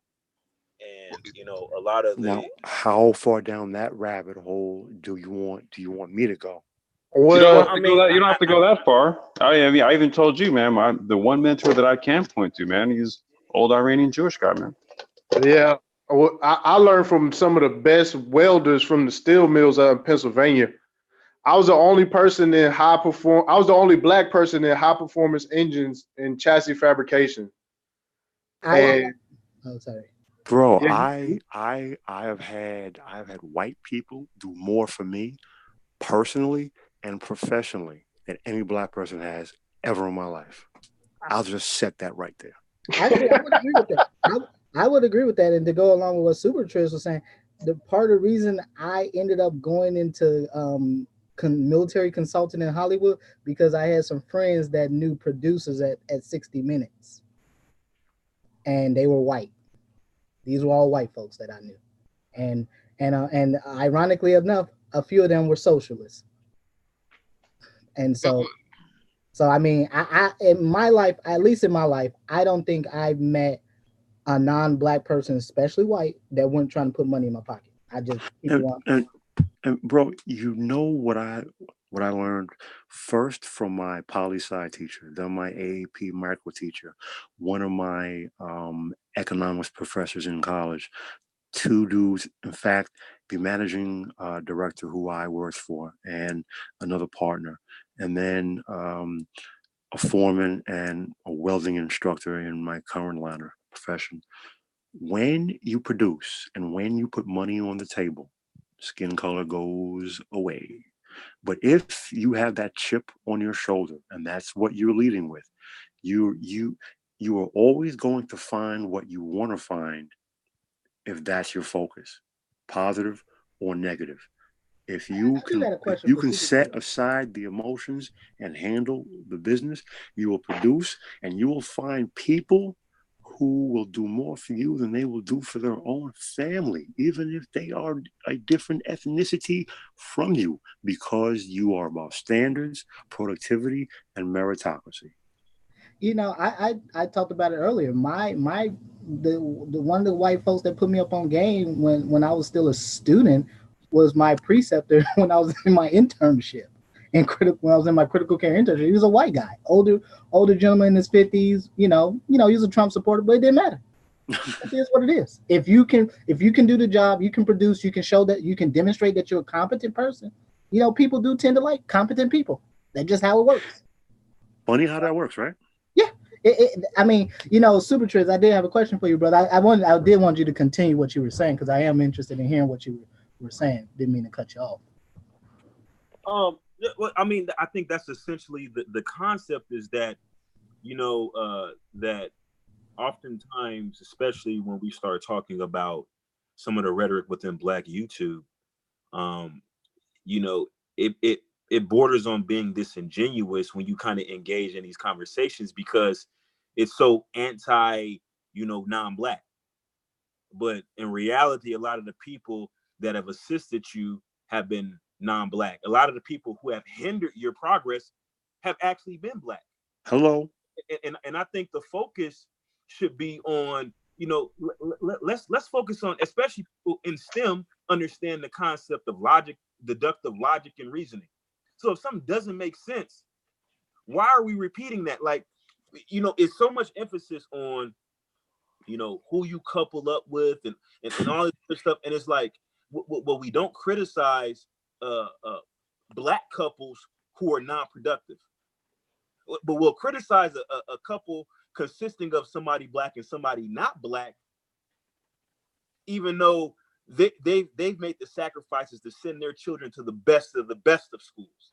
And they're not even concerned about their own gratification. They're looking towards their lineage. Like, this is what we should be promoting. We should be promoting excellence in Robert Smith may be in. And unfortunately, what we find is that there's a overwhelming disdain for the concept of education. Again, education is a delayed gratification. And so people consistently try to find ways to do it without being educated, which really doesn't make any sense. Like, even if you don't go to a formal school, there should be some period where you're educating yourself. And I'm not talking about waiting till you get incarcerated and all of a sudden become a jailhouse scholar. I'm talking about actually taking the time and foregoing enjoying your freedom, because this is what it takes. Like, when I was in school working full-time, I was working full-time and going to school full-time. Do you know how many sacrifices I had to make? All the opportunities I had that I could have enjoyed myself, spending time with female company, hanging out with my colleagues and friends. I had to sacrifice that. That's part of what being in school is, or actually educating yourself consists of. And people have a natural aversion. That's non-select, bro. You gotta be select, bro. Come on. You have to be select. The streets are watching, son. I mean, but highlight something really important. He does. He talks about something really important, because this education is delayed gratification, especially for those of us that are in healthcare, engineering, stuff like that. This is delayed gratification. I remember when I was an undergrad, I was doing my BSN program, brother. I was doing the McNair Scholar program. That was literally 14 hours a day. I'm in lectures on everything, IRBs, all that. I was taking full load. This was during the summer. I was taking a full load of summer courses. I was taking stats. I took a biomedical science course and STIs on top of doing my critical care internship on the weekends. So 20 hours, I think they cap you at about 20 some hours a week for your internship in nursing. And so I did all my 20 hours Saturday and Sunday. Oh, and then let's not forget, this isn't like college that you see on TV where you're in class all day and then you go out and go party all night, because you have to be well rested, because it was a lot of people that went out and party. You know who the people that were out partying because they was sleep in class. And I tell you what, when you sleep in class, it's no amount of studying that you can do to catch up. Like for me, I would rather be awake during class and not study than be sleeping during class and then try to catch up and study at night. Those are the people that didn't pass. Facts, bro. I would tell you what, my program, from high school to college, it was a quantum leap, an absolute quantum leap. You had to pay. I mean, not that I didn't pay attention, but you had to pay extra attention, and you had to take good notes. And I began to understand why people would go and buy those recorders, because you miss so much, and the professors are saying so much. So even with your notes, and you're studying your notes, and you're listening to what he said, so you have to pay attention. It, for me personally, from high school into college, it was a quantum leap. You know, it's funny that both Paul and Super Triz says that, because I remember, you know, it was a bit different when I was in Australia doing my first undergrad, but certainly when I was doing my BSN, you know, the interesting thing was that the only students that fell out of my program were Black. It was about 117 of us, and that's really large for a nursing program, very large. And you know what? Out of that 117 of us, maybe about 8 of us were Black. And I was the only Black male, but the only students that failed were Black. In fact, they all failed the public health semester. We had a whole semester where we did public health rotations and stuff. And so we had to do like population health sciences and all this other crazy stuff. And and I'll never forget it. You know, students were failing the population sciences course. So it was the craziest thing ever. But I'll never forget that, because again, you know, just going to what Super Triz said, yeah, you knew the students that were jaw jacking and messing around. Those that were falling asleep, or you know, sometimes they'd be on their phone and eventually fall asleep, and then they were always the ones failing. Because I'm Super Triz can certainly tell you, any other brothers in the chat that are in nursing that are nurses, they'll tell you, you know, unlike medical school where once you in, they work with you. In nursing school, it don't work that way.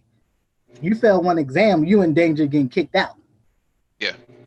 The margins for error, they do not mess around in nursing school, and a huge part of the reason because you just have so many people that are trying to get in. So you can mess around and mess up or whatever, and they will totally, you know, they'll let you do it, and then they kick it to the curb, and then they just find somebody else.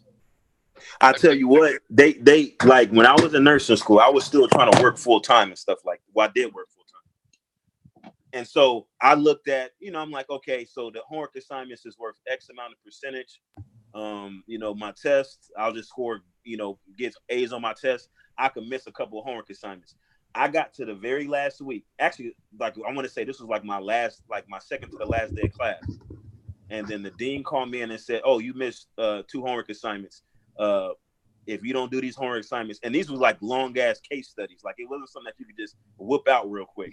And it was like, if you don't do these 2 assignments by midnight, you're gonna fail. Just like, and it was like they waited to the last minute to tell me. And so I'm like, well, you know, well, look at the percentage. They was like, oh, well, actually the homework, even though we put on the syllabus that it's a percentage, it's also pass or fail.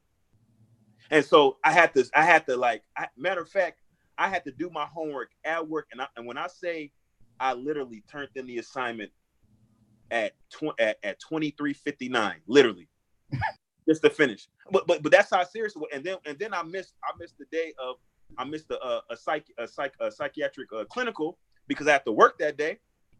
And I was like, oh, we're just one clinical. And they told me that they was gonna fail me because I missed that clinical. So I had to beg. I literally had to beg. I had to beg the dean, please just let me take this clinical. I'll take another day and I have to go with another class to take the clinical. That's because it's like you said, there's so many people trying to get into the program. They don't care if you fail. You're not right, Mike. No, it's doggy. I mean, it really is, hyper competitive dog eat dog. I mean, nursing schools typically have zero tolerance for missing clinical days. You can probably slide, fail an exam, but you miss a clinical day, that's your ass. That's just a simple fact. They do not play. Mm-hmm. Yeah, I want to answer this question in the chat from Maddox, which is Christian. Shout out to Christian. He says yay or nay on NSBE. So I'm a yay. So and the reason why I'm a yay is because I think it does more justice than it does harm to be a part of NSBE. Just the social interaction with people from different parts and different backgrounds actually is beneficial. But the reason why I put it up there is because Thai City has a 3-year-old son, and I think he should enroll his son into NSBE for next year. Getting involved. Yeah, I'm also a yay. Yep. Yeah, getting involved in NSBE at an earlier age is going to be better because it's going to be around other small, I should say NSBE Junior. Getting your son around all those other kids who are just as bright is gonna foster more energy, more of that positive energy, and it's gonna allow them to think on a different level. You should probably be a part of NSBE too. You should just be showing up to these events and just hearing what people have to say. Just the social networking aspect is going to be beneficial as an adult in a professional setting, as well as for your son in a junior setting. Mike. Yeah, I was gonna say, yeah, I'm definitely pro NSBE too. Yeah, I was involved in NSBE. Yeah, I have my qualms on NSBE. Yeah, I won't let that be heard. I was gonna say I've been involved in NSBE pretty much from college all the way to now, and I mean they have that program, right, as you see on the website, the Kid Zone.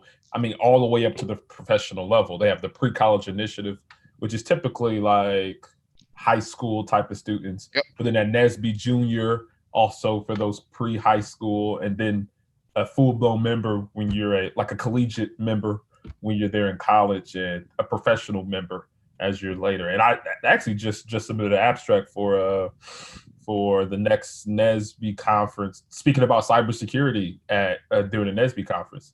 So, I think last year Palo Alto had a session.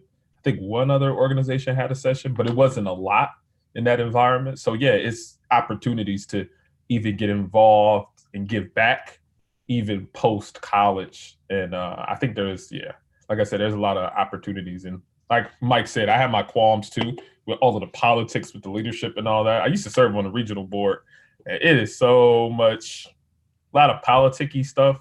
I think that's just because a lot of them are in Greek letter organization, Black Greek organizations. So that kind of comes with the territory. But I think from a professional perspective, organizations. Yep. Absolutely.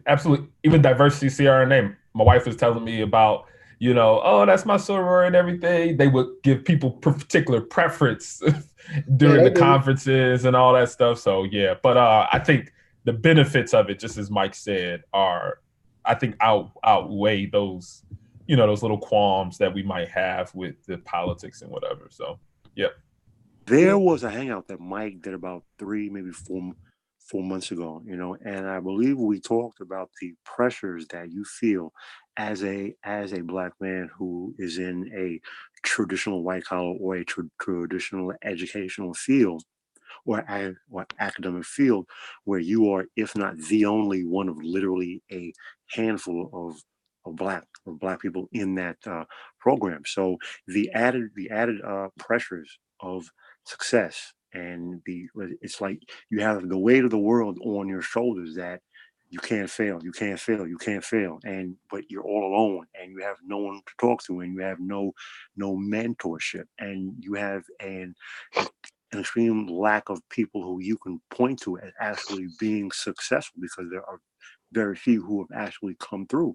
So I think that speaks to everything that has been part of the focus of this chat this evening. And obviously, I've not had a whole lot of experience or familiarity with NISB, but for those who are in those related fields, I think that could be a potential huge asset to you. Yeah, that's why so we talk about STEM and healthcare. I mean, we're looking at the screen right now, and it has healthcare innovation as one of their looks like one of their conferences. So a couple weeks ago I told you guys I was traveling. So one of the things I did, I went to the National Black Nurses Association, their conference that was in New Orleans, and this was my second time. Because I went there last year, and so I got a chance to talk with some folks. And I'm just gonna be honest, you guys pretty much hit it around the money. A lot of these professional Black organizations, they're really just fronts for these Black Greek letters, whatever. Oh yeah, absolutely. I mean, a bunch of AKAs, bunch of Q dog, whatever. Yeah, and and there is a lot of favoritism that happens in these organizations. I'll be honest, and and that's typically why I'm a big proponent of, especially for brothers. You're gonna have to, in many ways, you're gonna have to kind of do this alone. Now, I was fortunate enough to meet some folks in these organizations. They did put me on stuff, but I'll be honest with you, in the game of nursing, you need to go talk to white folks. I'm just gonna keep it real. Go talk to white folks, because most Negroes are about just trying to get a job, and I got my nice little 6 figures, and it is what it is. You go talk to the white folks. You want to see how the white folks really making some money. You want to see how folks really making some money in nursing. Go talk to the white folks. I'm just gonna keep it real with you. Well, your hashtag is officially revoked now. You know what? Somebody said earlier about their grandfather being Cherokee. By definition, man, my great grandmother is pasty face pale with red hair, Cherokee and white, and a whole bunch of mulatto mix, whatever you want to call it. That's me. On my father's side, my father's grandmother is 100% Cherokee. So also furthering the whole non-ADOS, whatever. My mother, my West Indian mother, I'm sorry, fam. Great grandfather. Can you hear me? Yeah, we can hear you, brother. We hear you, brother. We hear you. Oh, yeah. All right. My mother's great grandfather, who she remembers, he's Dutch German, born in Holland, bluest of the blue eyes, whitest of the white skin, blondest of the blonde hair.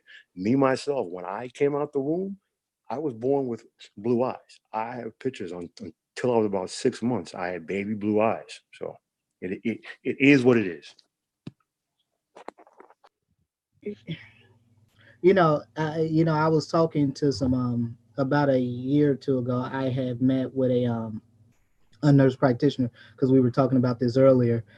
She was a psychiatric mental health nurse practitioner, because I know we were having that Black mental health talk last week. Brothers that are interested in nursing or healthcare, you want to make some real money, go do psych. I'm just gonna put it out there. Just go do psych. CRNAs make a boatload of money, but psych is right up there. Well, I'm gonna be honest, Dr. Phoenix. The reason why psych pays so much, I know a couple people who do psych. Yeah. Everybody I know that's done psych has been assaulted in one way, shape, or form. Oh, okay. It's the reality of it. You're dealing with. I can see that. People with mental health, and I mean, I know somebody that was stabbed. Stabbed for real, had to be in the hospital for a little while. Hey, one of my friends work in psych. You're not allowed to defend yourself either. No, you're not. It's patient harm. People do. People defend themselves. I know. You're not supposed to do. Well, that makes a lot of sense. That totally makes a lot of sense. I think it was one of those places where I, when I was considering some other things to do, it was one of those things I looked at initially, but you know, I couldn't personally do psych, not really my deal. You know, I couldn't do it. You know, just me. But I've known some folks. I've known some folks who are psych MPs, and yeah, they talk about the big checks. But I guess it would make a lot of sense if folks getting that work.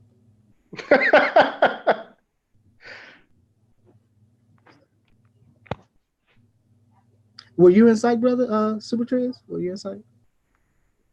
Hell no, but I do remember doing a psych rotation, and while I was at my psych rotation, I saw some. First of all, the facility I went to, I mean, I thought I was in a prison.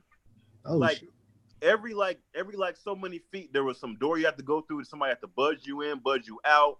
It was plexiglass, and then I was there, and I seen this woman. This woman was probably about 6'5", probably 500-pound woman. Shit. And I seen her beat the hell out of another patient. And they were trying to stop her. And it was like, listen, there's some not, because that could have easily been a staff member. It just happened to be another patient. But they said, yeah, people get beat up here and staff have been assaulted. And then I looked at all like the aides, like they have like these little mental health aides. Mm-hmm. All the mental health aides look like they played collegiate football, every last one.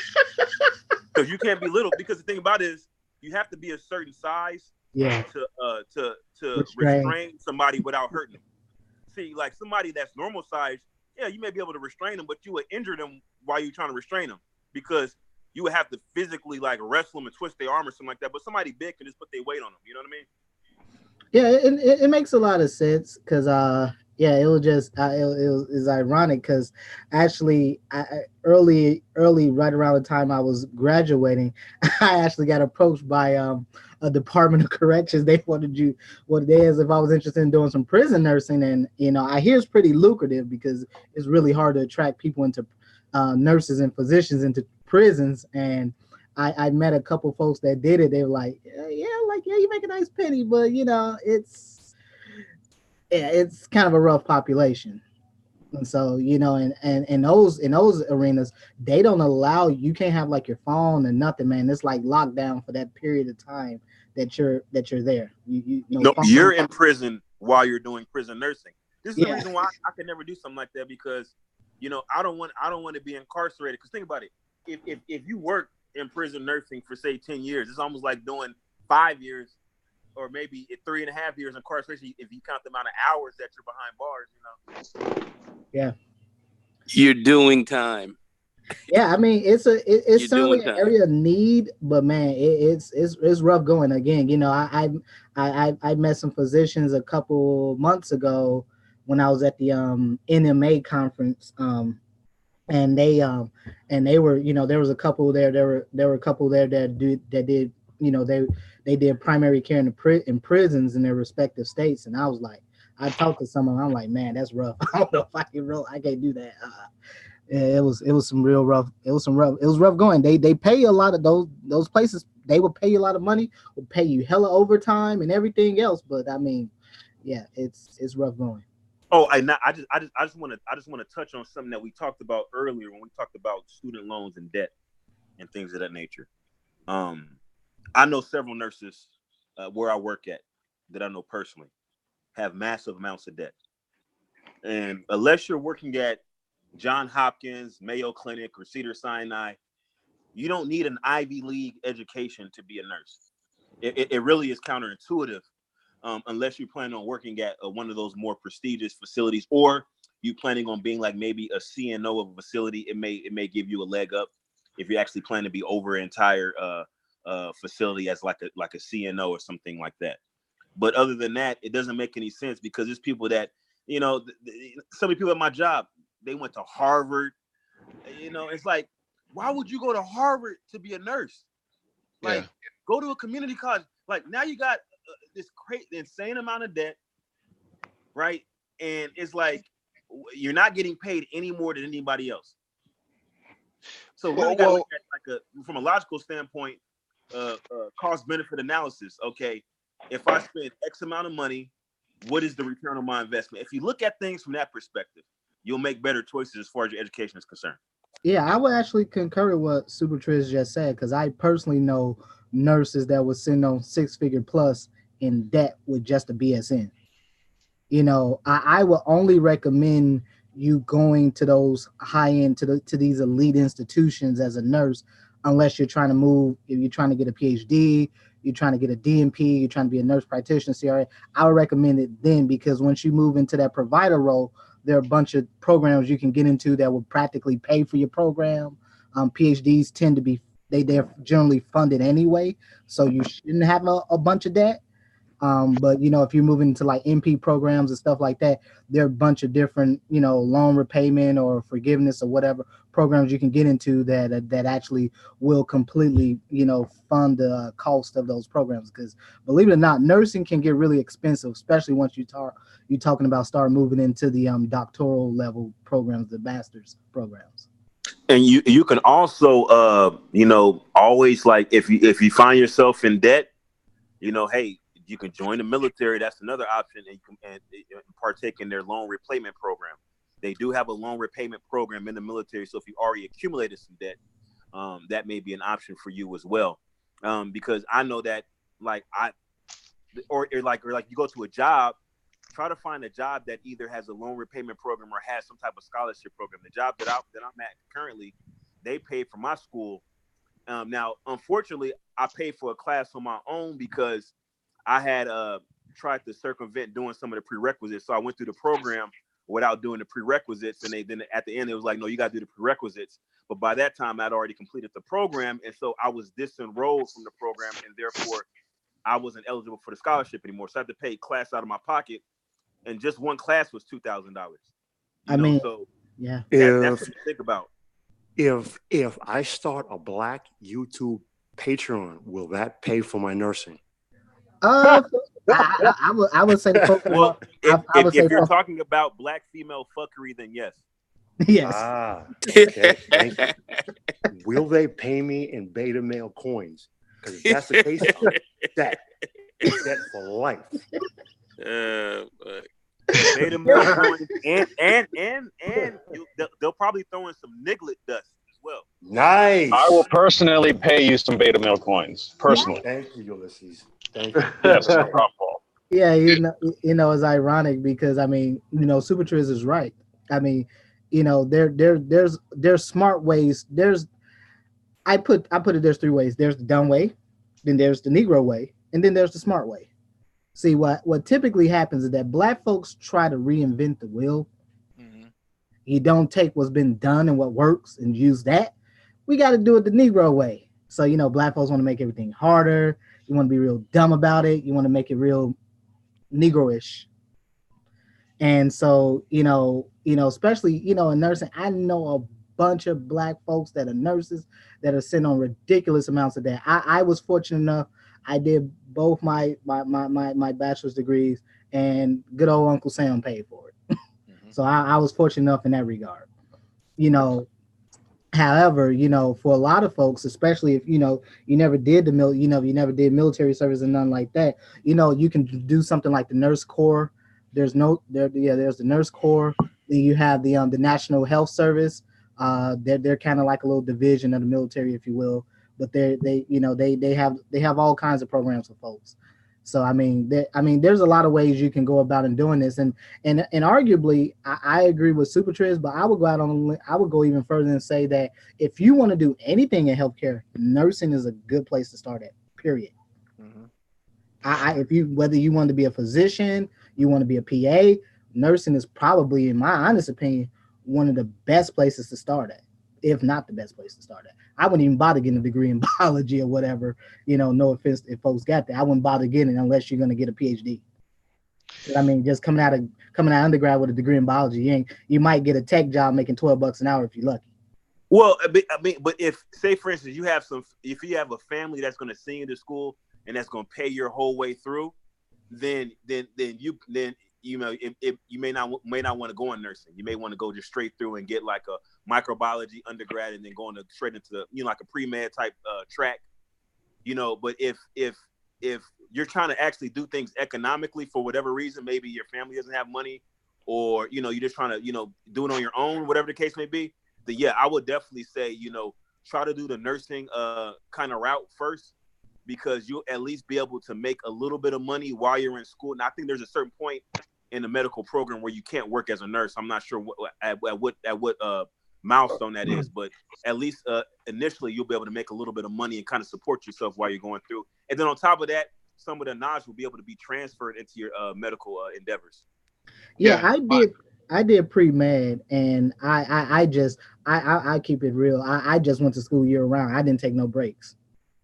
I just knocked it all out, and so I was, like I said, I was able to get all that stuff done at a community college. So I mean, I knocked it out in about a little over 2 years. So yeah, it was, so that's kind of how it worked out for me. But I do agree with what Super Trish said. At some point, it does be, there is a point in which you won't be able to work. If you want to be a CRNA, you can't work as a nurse in the CRNA program. In fact, they make you sign contracts if you get accepted into a CRNA program, you can't work as a nurse. Sure can't. Some NP programs at some of these really high-end schools, like maybe Vanderbilt or something like that, they might not let you, if you want to do full-time NP programs, they might not let you. Marty, waiting for you. Is that your Lyft for your Uber? Oh no, that's not me.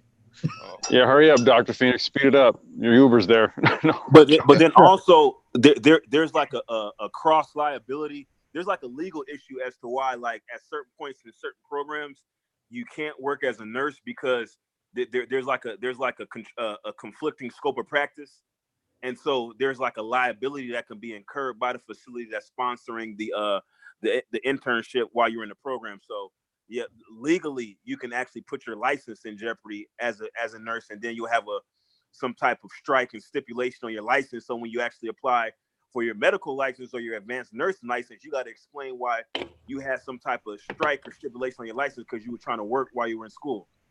Very true. Yeah, my wife is starting CRNA school actually next week, and yep, no work. Actually, you bring, and that's why I was just gonna say that's why it's so important in a lot of these type of programs. Not a lot of people are for, marriage, especially amongst millennials. But I'm like, I don't see how these ladies do it.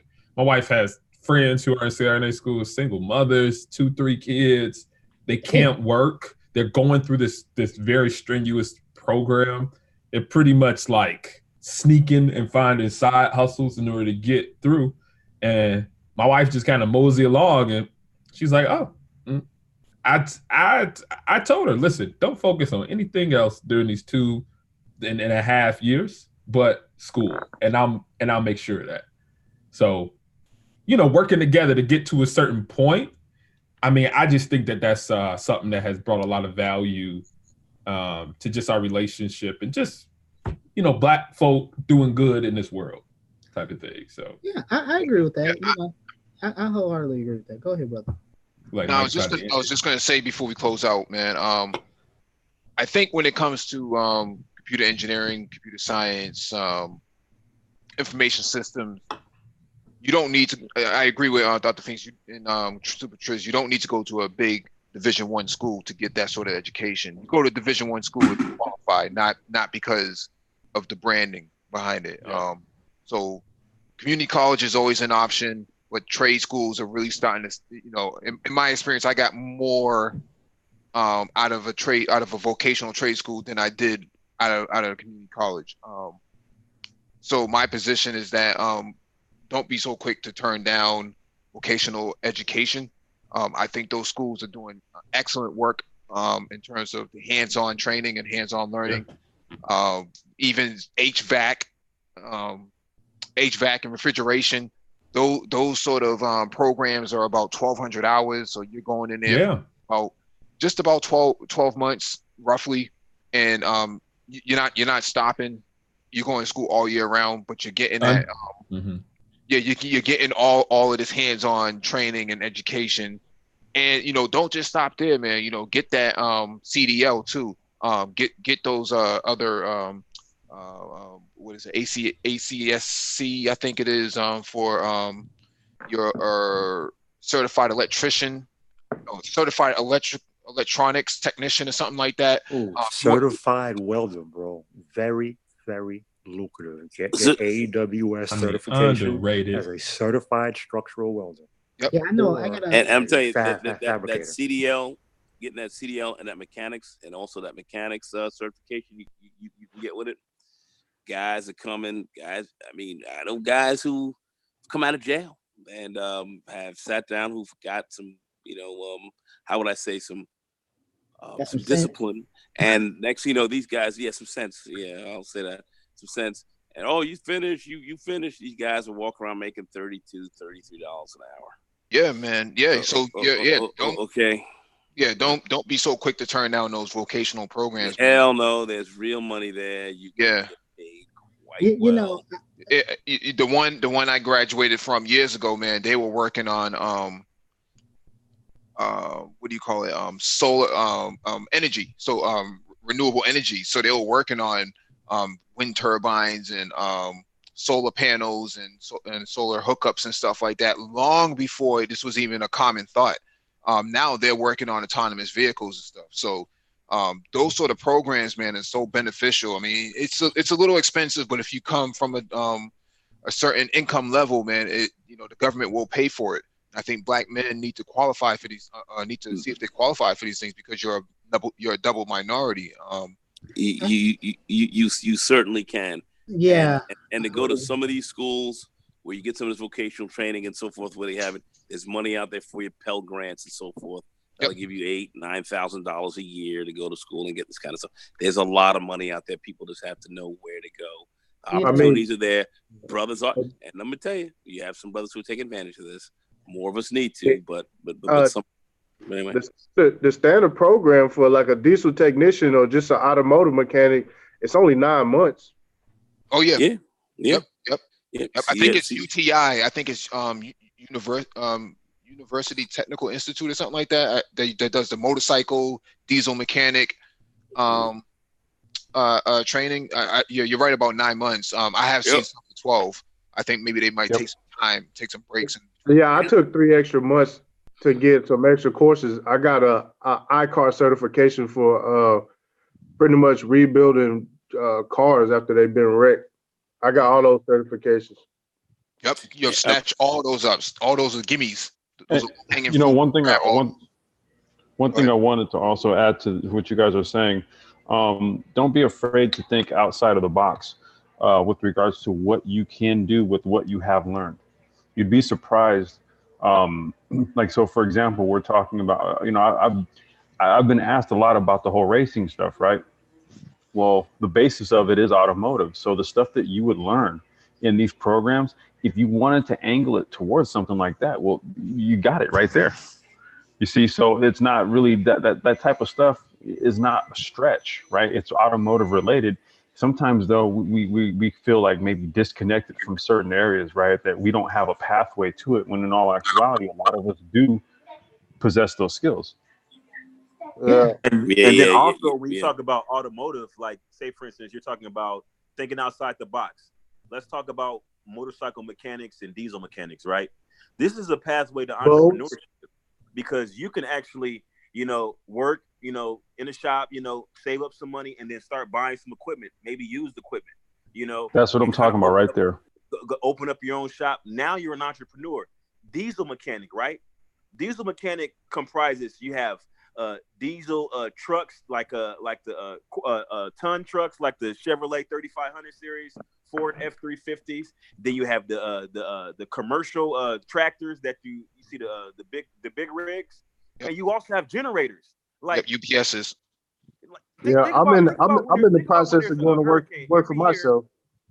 Every year there's a hurricane. Somewhere in either Florida or freaking Houston, Texas, somewhere there's a hurricane, right? Mm-hmm. These people who do generator mechanics, they all go down there and they make a killing during hurricane season. A killing. Hey, Triz, I got one better for you. I got one of my close homies, right? So he's a diesel mechanic too. He's an ASC certified mechanic, and he also works on diesels too, right? So there's these dudes that are up in Northern Cali who basically grow weed, right? And their stuff is off grid, and they use diesel generators to run everything. So these things go down all the time because all the power and everything, all the water pumps and all that stuff are run off of this stuff. And like usually once a month or every 6 weeks, dude, that's like that for one weekend's work, dude, that's like $5,000. I would even go a step further. I know some cats when I was in the military. They got out. They were like Black Hawk mechanics. They worked on Chinooks. I cannot stress when you're like an you're an aviation mechanic. I mean, these dudes are cleaning the hell up. That's big money there. I mean, they are cleaning the brothers I've met over the years that I knew. These brothers were cleaning up. These brothers were coming out working for spots like Blackwater. Mm-hmm. Working on their. You know what? It is so good Milton. That you mentioned that, bro. No, because I just want to say this. I just want to say this. My roommate from college, Milton, he went very high in the military, Air Force, and he talked about, he started out as a flight navigator first, and then became a pilot and all that. But then, we started talking about people who kind of worked around this was years ago, that worked around in the aviation field, and a lot of guys just fixing planes and just fixing all kind of stuff just around. He said these guys were leaving because they leave right out of the military and they go right into the private, Yeah, you can bypass a lot of that because you were military and you have the certifications. Exactly. They got all the certs, and these guys come out getting paid top dollar. Mechanics, and these guys are making 90, 100, over 100 grand a year as a mechanic, and you sit down and say, "What really is that? Really right?" Yeah, that's right. I can do you better than that. Is that really right? That's right. 6-figure guys. They walk around blue collar. I can do you better than that. Looking greasy, but then folks are saying, "Well, these guys they're not select." What you talking about, bro? The most sought after construction skill is an AWS certified welder. Okay, you can, if you know structural welding, especially if you know pipe welding, if you know 6G pipe welding, you can work. You can work overseas and make 200 grand a year. Easy. I know that, and only work 9 months out of the year. You heard me say that I've worked on Africa. You heard me say that I've worked up in the Arctic Circle. What do you think I was doing there?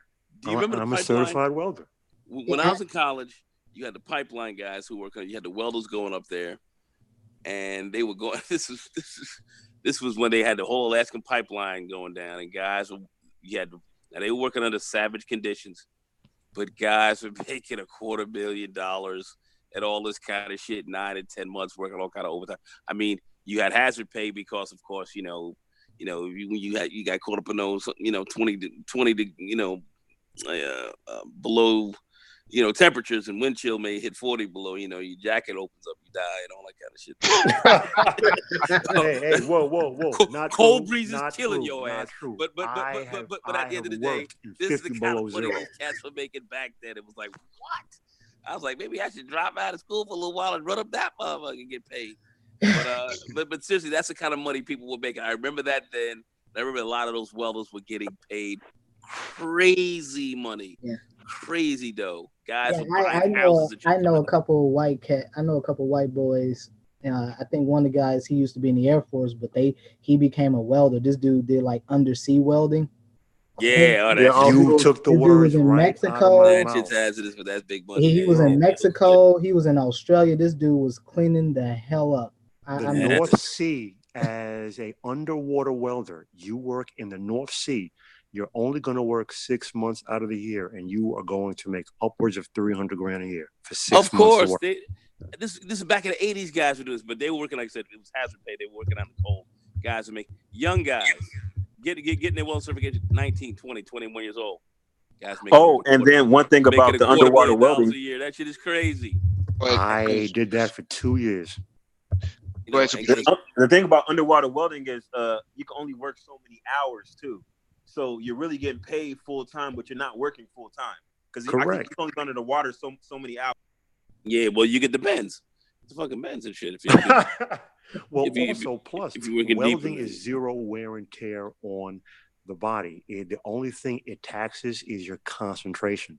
That's it. It is zero wear and tear on your body. Well, So you concentration's kind can of big. weld well into your You- 70s. You fuck it up when you weld, you can create a real problem there. So You I don't can, know. but you know, when you're nice, you know, not to pat myself on the back, but when you're nice, you know, hey. I'm with you, man. I'm with your family. I'm with you on that. Yeah, I feel you on that. Like I said, I've known a lot of brothers that, you know, weren't formally educated, you know, got into various trades in the military, got out, clean the hell up. I know cats that are doing engineering work, ain't never been to a damn engineering program day in their life, you know, but clean up, making 150, 200 grand a year. I mean, again, you know, there's a lot of evidence. I know we kind of talking about a little bit different things, but these things kind of all go under, you know, STEM and stuff like that. I mean, you know, I just think back to, you know, for me, you know, it was an accident that I even became a nurse. I never even intended to become a nurse. I actually wanted to go. I actually was going to go into engineering, but then, you know, I had this previous experience, had all these other, you know, had all these credits and stuff like that. So just like, hey, I already had everything I needed. Apply. I got a question for Super Triz and Dr. Phoenix. Why do so many of these women run around with these scrubs on, like they're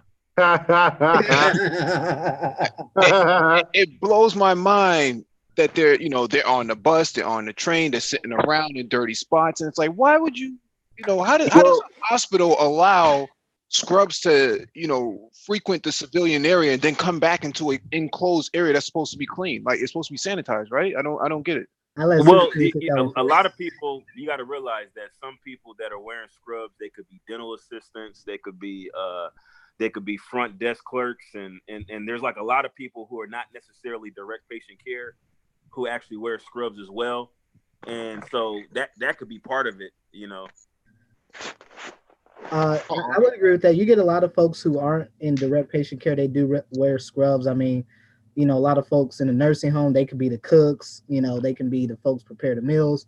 A lot of them tend to wear scrubs as well. I mean, you do get CNAs, they wear scrubs, but I mean, it in most scenarios, you know, I will argue that many of them are not directly involved with patient care in most scenarios. Yeah, because I remember scrubs back in the day used to be loose. They used to be unattractive to wear outside. No one would ever be caught wearing these things outside. But now they're fitted. They show off the, you know, you got hoes busting it open on Instagram wearing scrubs, man. Well, I'm not gonna lie, Mike. You know, I pay a lot of money for my scrubs. I get my scrubs. I buy Fig scrubs, and you got Dickies. No, I don't wear Dickies. Period. I wear Fig scrubs, and so my scrubs. Actually, my scrubs, people think I'm wearing like suit pants because the material. True religion scrubs. You go. Yeah, so you go. I got to be on point. Like, wow. And I wear Bally shoes. I wear Gucci shoes. Like I come to work on top of it. You know what I'm saying? And so that's just me. Like, my scrubs is on point. But you know, but a lot of some departments, like, right, if you work in the OR operation where you got to be sterile, they provide scrubs that you actually change into once you get to work. So you can't take those scrubs home. You go to work in your street clothes, and you got to change into scrubs that they have at the facility, that the facility actually cleans themselves, and then you take off those scrubs before you go home. So certain areas, yeah. I would second that. You know, scrubs are actually pretty damn expensive, man. They are not cheap at all, especially if you want the good quality ones, man. You can easily drop a stack on some decent pair of scrubs. I mean, it's not that hard. So I bought a pair. I mean, $1,000 on scrubs, really? Yeah. Don't even talk about stethoscope. Yeah, and this is part of, Super Triz kind of hinted at it earlier. I mean, nursing school is actually fairly expensive. A lot of folks don't understand. There's a lot of money that goes into, you have to pay for your clinicals. You got to go through background checks. You got to pay for those background checks. If you go to a facility where they do background checks on you, got to pay for that.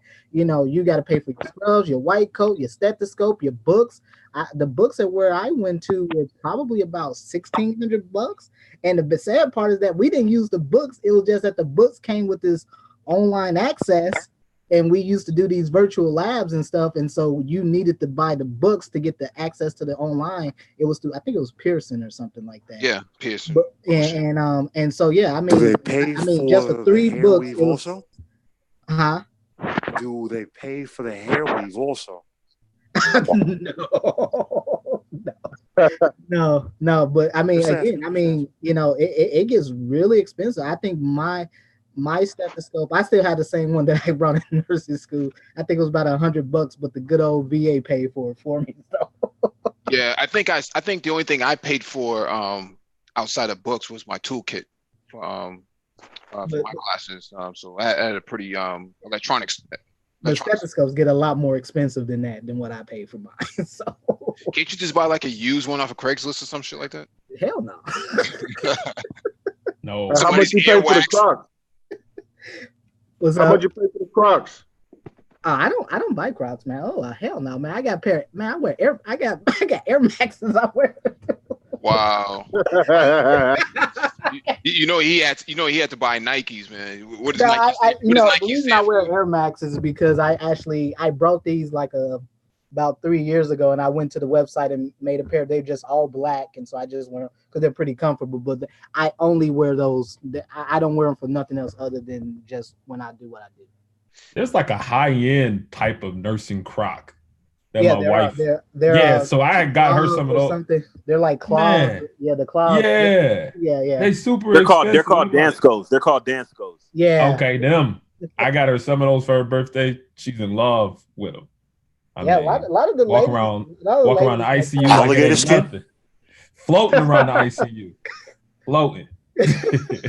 Alligator skin Crocs? Yep. I don't even know. I'm telling you, I don't even know. They're very popular and they're expensive, and apparently she said it's like being on the cloud. Floating you know from what? bed to bed. Yeah, you know, and Gabe is right. I mean, you know, Gabe and Supertriz is right in that regard. I mean, you know, sometimes it can be somewhat of a fashion show when you're in when you're in nursing. What is going on in there? Grey's Anatomy or some shit, man? Yeah. You know what?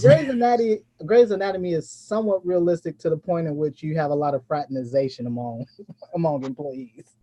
I'll put it that way. All that other stuff you see on Grey's Anatomy, get your license. Especially in the ICU, because you guys only have 2 patients usually max. Yeah, so, you get 1 or 2 patients. So I mean, they're my wife works nights, so they have a lot of time to talk, catch up. But of course, when there's something, they have to keep track of what's happening with the patients. But yeah, when you're on like a tele floor or something, or an ER or something like that, you have more patients per nurse.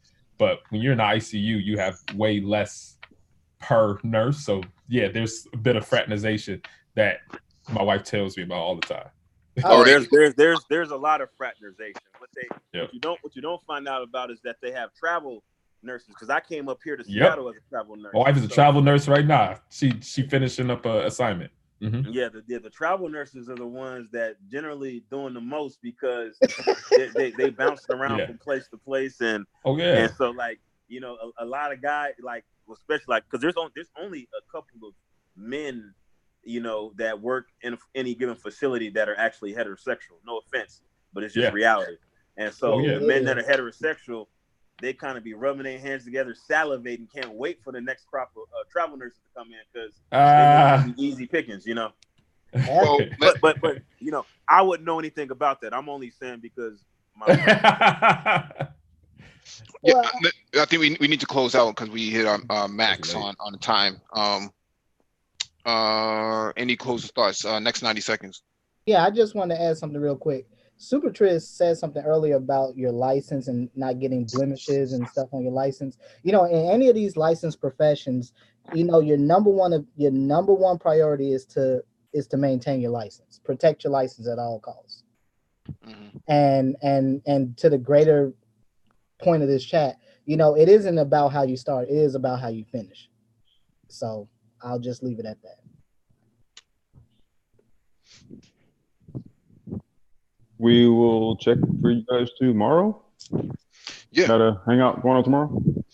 Yeah, open chat. Okay. Yeah, I think it's open chat number 17 or 16. Not sure which. Yeah, I think it's about 16. Yeah. Okay.